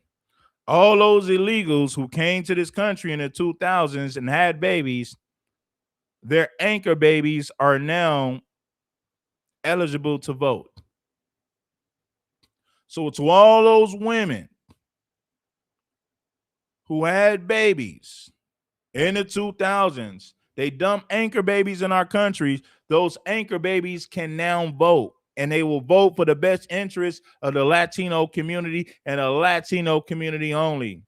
There's no such thing as a black and brown coalition. Latinos think for themselves when it's time to vote. I don't give a damn how cool they are with you on an individual basis. They're going to vote for things that benefit Latinos. There's no way that Jasmine Crockett was going to win the majority of the Latino vote in Texas. It's never going to happen. Since to say, hey, she's pro-immigration, let me go ahead on and go vote for her. But they voted for Trump too. And Trump was telling them, I'm going to get you out of here if I get in office. And they still went and voted for Trump. That's psychology. But, you know, I've heard that psychology. Shout out to Nikisha for the 10. Shout out to Tiffany for the 20. Now, we got a lot of ladies, even though I'm holding the ladies accountable, just like I'm holding the brothers accountable for their buffoonery. But some of my biggest supporters on today's show has been black women. But these are black women who understand the truth. These are black women who are not offended by the truth that I am kicking, by the truth that I am spitting. Good riddance. Some of them who are citizens who were born here, they feel they're better than the ones that come across that border. That's really the dilemma. So they'll go vote for Trump being a citizen because they look down on the ones that from their people that come across that border. They look at them as trash. That's how they look at them. So they'll go vote for Trump to get them out of here because they look down on them. They think, but like your parents came that way. How are you better than them? That's true about the Latino community. Your parents crossed the border illegally and had you as an anchor baby. So how are you going to look down on the Latinos who crossed the border illegally when your parents crossed the border illegally to have you in this country so that you can have birthright citizenship? Make it make sense. So what I've been telling you guys for years is the Latino population is not organic. Latinos have crossed the borders illegally to have anchor babies for birthright citizenship, and that is how their population has grown large in numbers. See, let me tell you something. Do you know that only 10%, maybe even less than 10% of black immigrants are able to come to this country the legal way? White people have made it. This is what white people did. They made it to where it would be hard for black immigrants to come over here in large numbers. Why do you think black immigrants only represent 3% of the country's population? Do you want to know what percentage of the Latino population represents the over? Do you know what percentage? Let me put it like this. Latinos make up a decent size of our population in this country, and most of it comes from anchor babies. Latinos came here illegally and dumped anchor babies for birthright citizenship. That is how they grew their numbers in this country. Black people, our numbers are organic. They're not going to let tons of black immigrants come over here illegally to dump anchor babies. The white man is going to deny most of their applications. Only 3%. You hadn't been born in this country if your parents had come across that border. But that's the dynamic they have. They think they're better because, you know, they didn't, you know, born here and they didn't come across that border. But I'm glad that sister said what she said. Now, sister, or all of you, is go ahead and come over to this side with the rest of us. Let's go ahead on and focus on separation from these folks and delineation from what we got to focus on. Because my thing is, I think the separation is more important than delineation. I'm just calling it what it is. The reason why I say that, when I say separation, I mean separating our money from the system and separating our money and putting it in the black community and circling that. Separating ourselves from their education, and we're educating ourselves, right? We do business with each other. Focus that, circling money that way. That's what I'm talking about, separation. Of course, you can't fully physically do it, but I'm talking about where it matters. You understand what I'm saying? Where it matters. Purposely finding us a black doctor who's a good doctor. Purposely finding us good black lawyers when we need them. Purposely supporting our... All right, now listen, man. Let me bring up Scoop. Scoop, man, you got the flow, my brother. Salute to the red. Salute to the chat. Man, look. I mean, a lot of y'all ain't gonna like what I'm getting ready to say, but it's gonna have to be said. First of all, give my boy Red some respect on his channel, man. He ain't no tether. Stop saying that. He ain't no Dominican. Red from the same neighborhood that I'm from in Los Angeles, California. So the facts that he's speaking is facts that some of y'all ain't willing to deal with. We knew what LA looked like before they overpopulated. So when y'all say dumb things like, oh, that's just you LA Negroes, y'all weak. It ain't gonna happen in my community. Do you think we just sat up here and just allowed it? Is that what you think? You think we just went for it? Ain't got nothing to do with going for it. How we gonna stop them from moving in our neighborhoods when they sell them the houses, when they provide them with the jobs to be able to pay for those houses? When 6 of them move in there to pay that mortgage, how's that have something to do with us? How are we supposed to stop that? That's economics. How are we supposed to stop that when the people that are in power and put in these policies look like us, but they don't fight for us? That's where it starts, and that's where it's going to start, where you live at. The people that you put in power are going to advocate for them.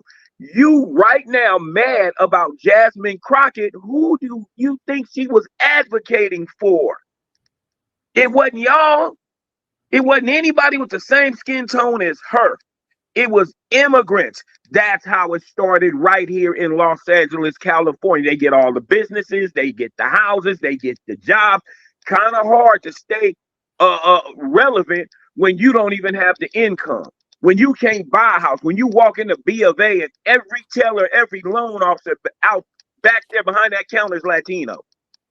And you know good and damn well they not giving you a loan for nothing. You talking about you opening up a black business, ain't like, oh no, you not. You know, you not Latino. That's already been proven that they discriminate against foundational black Americans when we come in there. It's already been proven that these agencies, these hiring agencies, these temp agencies have gotten sued out here in California for discriminating against foundational black Americans. These jobs, same thing. It wasn't just no overnight thing that we could just sit up and stop. You think we wasn't complaining? You think we wasn't saying something? You think we wasn't making a fuss? You think we just sat there with our mouths shut? Even though we sat and watched it all around us just go on more and more and more. And Red got it 100% correct. They come over here and they drop anchor babies. They come across the border pregnant. One on the hip, one in the stroller. You know, one in the stomach. And come drop them, which messed us all up because that birthright citizenship mean they could do just that and their offspring become citizens. And those citizens, what happens? They already bring in that anti-black hate and the way they feel from their country, put it right in their kids and indoctrinate them. And then once they get grown up, they fight for their people. Then they got a problem with us. That's where that anti-black racism comes right out their mouth. So whoever said it's a black and brown, I want to know when. Because I sat right here in Los Angeles, California and watched all of it. I ain't no youngster. I'm damn near 60 years old. You gonna tell me out of the damn near 60 years I've been on this earth, I don't know what the hell I'm talking about when I watched it in Cali? When I watched South LA be pretty much predominantly black, and now you lucky to find somebody black in South LA. Take a ride down Manchester. Take a ride down Central. Take a ride down Vermont. Take a ride up Vernon. Take a ride down Florence. You got to go damn near to the west side to see a big population of us. Oh, but it's black and brown, no, right? Do the brown people know that? Because it sure don't seem like they do. You ain't riding down the streets. I'm riding down, seeing NK wrote on the wall. You know what NK stand for? And please don't say, oh, that's just a gang thing. Them houses they was bombing wasn't gang members. Them little girls they unalive wasn't gang members. Those old people that they unalive wasn't gang members. Some of them people moved to LA from the South, had no clue what was going on out here and lost their life. But once again, it's black and brown, huh? And please don't give me, oh, that goes on both sides. No, it don't. We was just fine. They ain't never had no problems moving in our neighborhood. Didn't nobody press them. They moved in our neighborhoods, in our housing projects. Didn't nobody press them. But go over there to Aliso Village and see how you get pressed. Go over there to Norwalk and Downey and see how you get pressed. Go over there to Boyle Heights and see how you get pressed just for being black in their areas. But once again, tell me how that's black and brown. And you sitting up in the chat talking about, oh, Mexicans helped free the slaves. Now, how stupid you got to be? When has anybody ever helped free us? Last I checked, I thought we fought for every freedom that we got and still fight. We didn't go to Mexico because they said, oh, we want to free the slaves. No, that was an agreement. Hey, you help us, we'll help you. That's what it was about. It wasn't about how Mexicans just opened up the door and decided, oh, slavery is so wrong and we want y'all to come down here because we want to help y'all. That's not how it went. Tell the whole story and stop telling half truths. What they do to their president after they got their freedom. Mexicans had slaves in Mexico, black ones. Look how they treat the Afro-Latinos down there. Horrible. They don't even have a voice. They just added them to the census. But once again, you would have told Mexicans helped y'all. Well, help. No, y'all did not. Why'd you assassinate your president? Because you didn't want black leadership. So fast forward to 2026, the same with damn Jasmine Crockett. She wasn't going to win. She was never going to win the Latino vote, not predominantly. They not coming out for us. They never came out for us. So miss me with that black and brown. And yes, now I got to get on you black women. And I know you ain't going to like what I got to say. I know not all black women.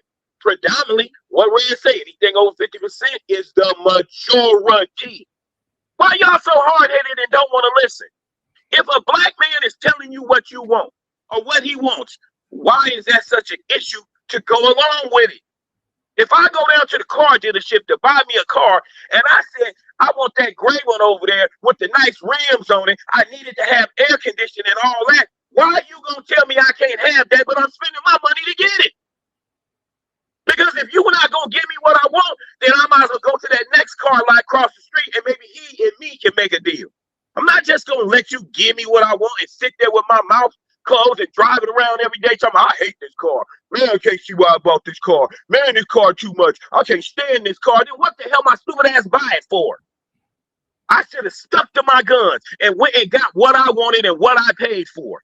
If a man is telling you, hey, we don't like them wigs, stop wearing them damn wigs.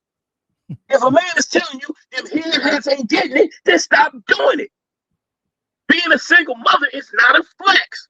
Damn with that, I'm an independent, strong black woman. Yo, I don't need no man. I raised my child on my own. I did it by myself. And you proud of that. Somewhere in your rabid mind, you think you won. Take that L because you did not win. And how you picking your man? Are you vetting them men? Because if men are so bad, and you say, oh, these single mothers out here because these men don't know how to take care of kids, because men run off and they leave their kids, because these men don't care nothing about their kids. Damn, that's so it's funny. That's not what I see in the courthouse when I was there. I saw a whole lot of brothers fighting for their kids and a whole lot of y'all trying to keep them from them. And I'm one of them that went through it. So don't tell me how these men don't care. Yeah, it's some men out there that don't care. It's a small majority. But most of y'all is the problem. Why, like I said, how you vet that man? Because you saw him in the club, thought he was cute, so you went home, slept with him, and now you got a baby, and you didn't think that, hey, two people having sex can equal a baby.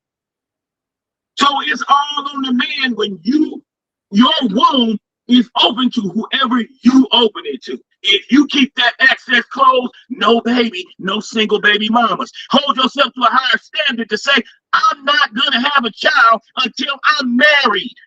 Married before I carry. And I will not, and I repeat, I will not ever go against that standard that I set for myself. But you got a baby, and all of a sudden you know you ain't got no way of taking care of that child.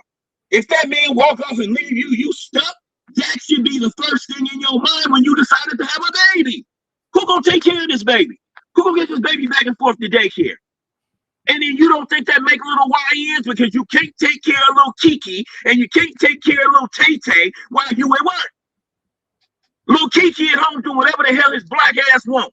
Then you wonder why he wind up in the gang. Then you wonder one day when he under that white sheet how that happened. He a good boy. He don't never get in no trouble. He out there being a terror, doing whatever he want to do. That's funny. You know him as little Tyrone because that's your little baby, but the gang know that nigga is killer. That's what they call him. That nigga took firearms every day. That nigga out there throwing up gang signs on the corner. That nigga that shot 2 or 3 enemies.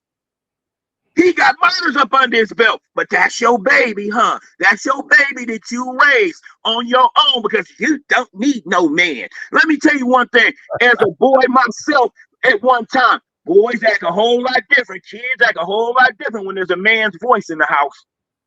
He ain't finna tell him what he is or ain't gonna do.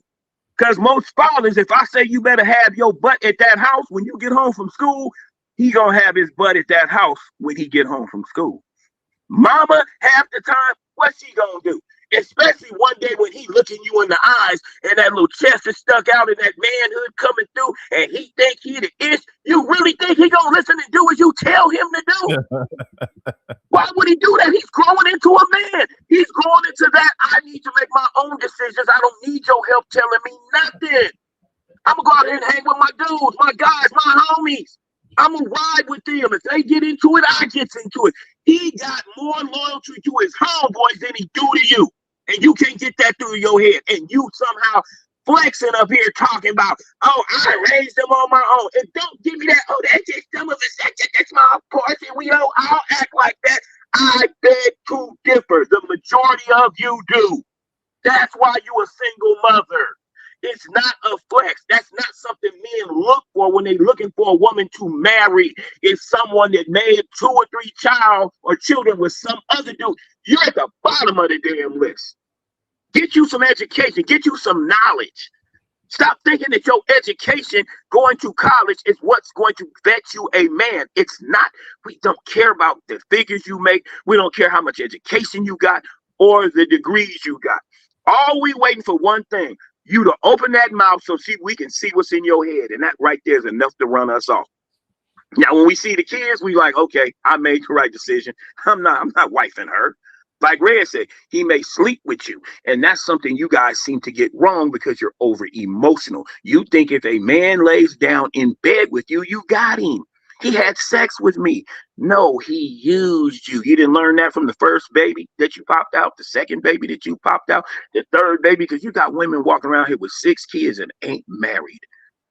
How you dropped the ball 6 times? That means 6 times you popped out a baby nobody thought you was valuable enough to stay with. And it's the man's fault, right?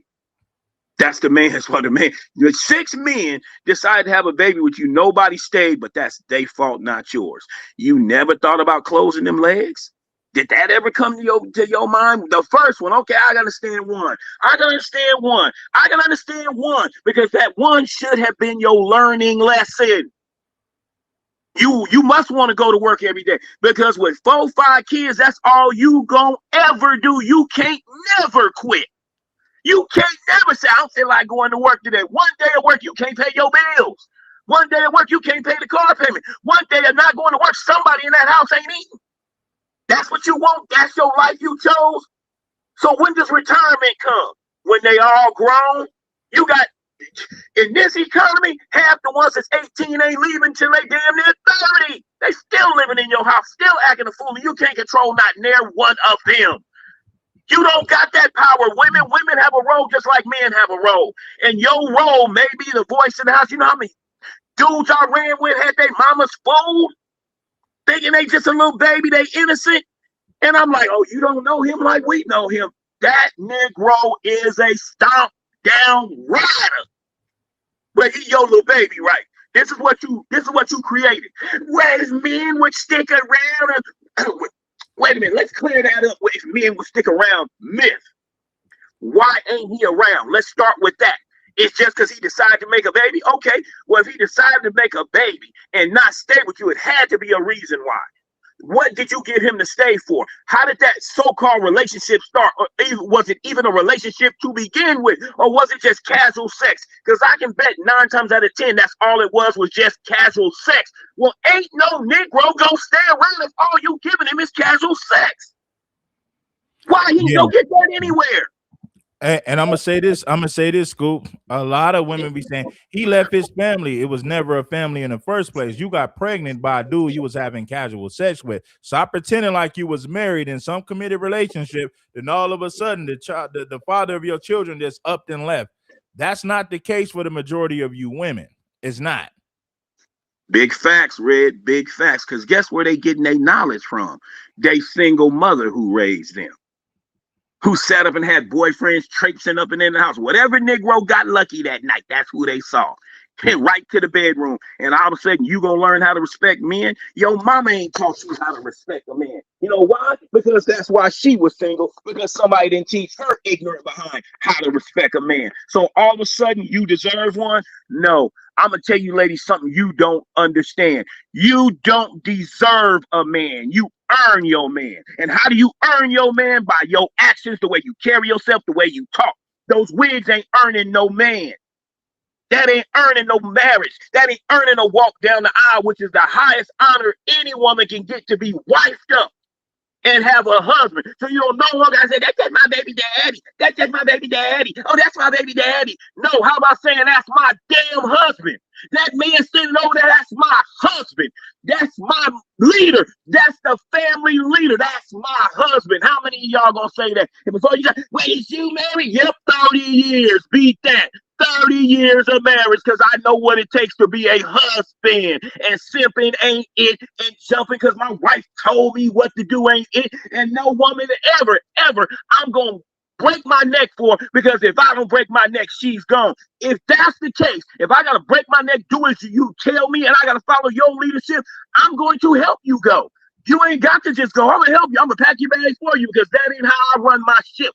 I run a tight ship. But many of y'all ain't going to be married for 6 months if you ever was to get a husband. It won't last 6 months. 6 months of what? Fighting, arguing, and you being combative?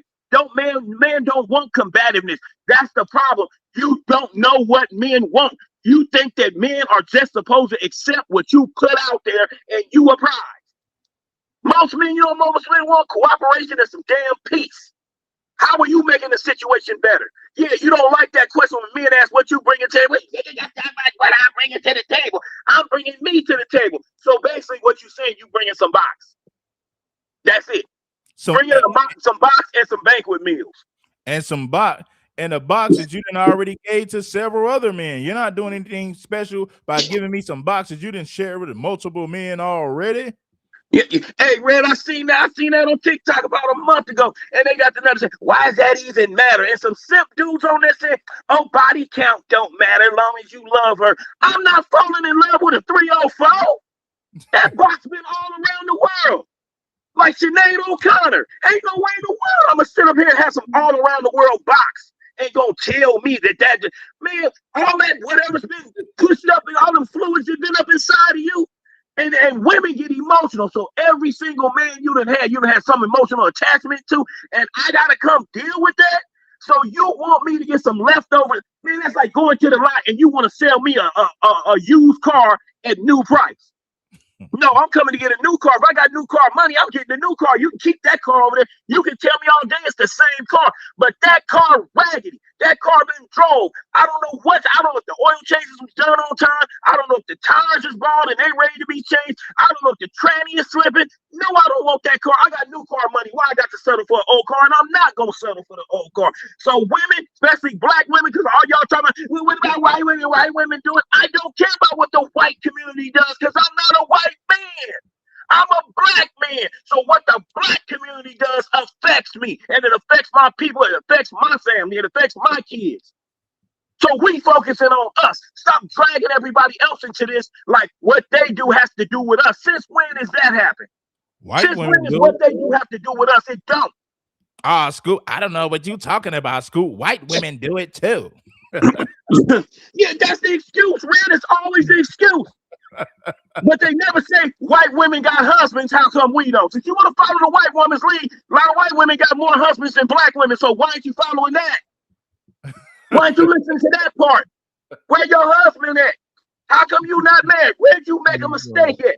You sitting up here with kids and no husband, but sitting up talking about what white women do.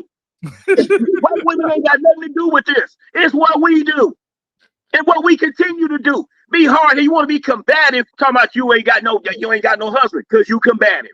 You arguing all the time, but you ain't got no husband because you arguing all the time. Make yourself more womanly and more feminine instead of masculine. I'm raising these kids on my own. I got to be masculine because I got to be the daddy too. I'm sorry to tell you this. You could never be the daddy.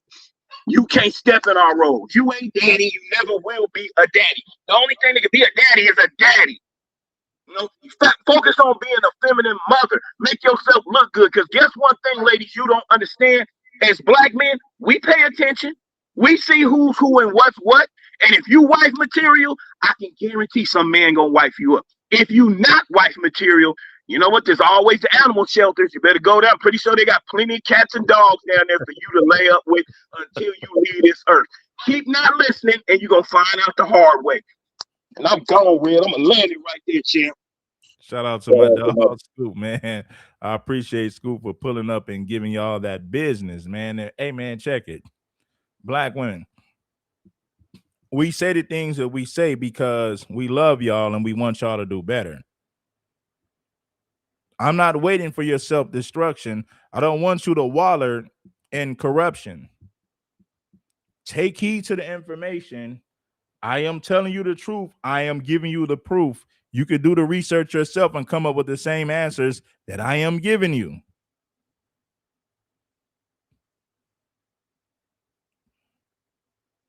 Nobody's forcing black women to spread their legs and nobody's forcing black women to spread their legs and to have babies by men who are not their husbands. Nobody's forcing black women to be promiscuous. Nobody's forcing black women to be irresponsible with their vaginas. Nobody's forcing them to do that. Nobody's forcing black men to unalive one another and to gangbang. The white man ain't forcing you to do that. See, what I like to do on my channel over here, I focus on the things that FBA people can change. You can listen, you can sit up there and complain all day about the white man system and how things are unfair and white supremacy and how they've done you so wrong. Right? We can't, listen, homie, we cannot change the past. All we can do is make better decisions moving forward. So it's up to foundational black American, black men and black women. Stop getting knocked up by men that are not your husbands. The white man ain't forcing you to be promiscuous. The white man ain't forcing you to be irresponsible with your vagina to the point to where you got 3 to 4 damn baby daddies and you still ain't married and you're pushing 40. You're over 35, pushing 40, and you got the nerve to claim, man, please. Man, please. The white man didn't force you to be irresponsible with your vagina to the point to where you got multiple baby daddies. The white man didn't force you to do it. So I don't want to hear that. I don't want to hear those excuses. You having 3 baby daddies ain't the white man's fault. You as a black man catching 3 bodies in the streets, going to war with other gangbangers, that ain't the white man's fault. It is your fault. Take responsibility for your actions.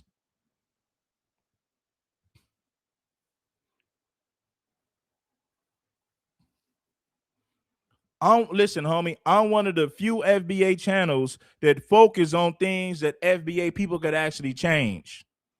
Talking about white supremacy all day ain't gonna change nothing in the black community. Talking about tethers all day ain't gonna change nothing in the black community. Change starts with you looking in the damn mirror. I'm gonna say it again for you people who are too slow. Change starts with the individual that's in the mirror. You got to be willing to change. You got to put in the work to make change to get better results. It ain't the white man's fault that you ain't making. It ain't the white man's fault that you making poor decisions and you're hard-headed and won't listen. No, that ain't the white man's fault. It is your fault. I focus on things that foundational Black Americans can fix themselves in their day-to-day lives. I don't want to focus on things that we can't change like the past. I'm more focused on the things that we can actually change as foundational Black Americans. The Black woman needs to close her legs and stop being promiscuous to the point to where she got 3 to 4 baby daddies. The Black man needs to stop gangbanging and unaliving his brothers just because they're from another community, just because they represent another gang. The white man ain't forcing you to unalive your brother. The white man ain't forcing you to sell crack to your neighbor. I focus on things that FBA people can change. If you want to hear excuses, if you want somebody to pander to you, go to those FBA channels that only talks about white supremacy and tethers and maybe immigrants. But if you want solutions, if you want to focus on the things that FBA people can change, tap into King Supreme. The problem is you look in that damn mirror and fix your damn problems. Stop blaming a white man and tethers for things that you can actually change in your day-to-day lives. The white man ain't forcing a Black woman to be promiscuous. The white man ain't forcing a Black man to unalive his brother. Yeah. You got this chick right here. She just trolling, begging for attention. You need to get on your knees and give somebody a you know what. Get on your knees and give one of these brothers a you know what. I think you know what I'm talking about. Instead of trolling in the damn comment section, get on your knees and do what you do best. Hey, man, peace, love, and blessings. I try my best to keep the language PG-13, you know what I mean? King Supreme dropping game on a daily basis. Make sure that you hype the video. And oh yeah, the videos that I did yesterday and the day before, make sure that you guys hype all my videos. If you're truly rocking with me, get in the damn comment section, leave some comments. Make sure that you hype the video. You already know. King Supreme on a mission. Peace, love, and blessings. I got to get up out of here, man. Peace, love, and blessings, giving you game to keep you from stressing. It's your play upon the King Supreme. Make sure that you like this stream in a major way. I'm gone. Peace, love, direction, and good affection. I'm gone. Salute.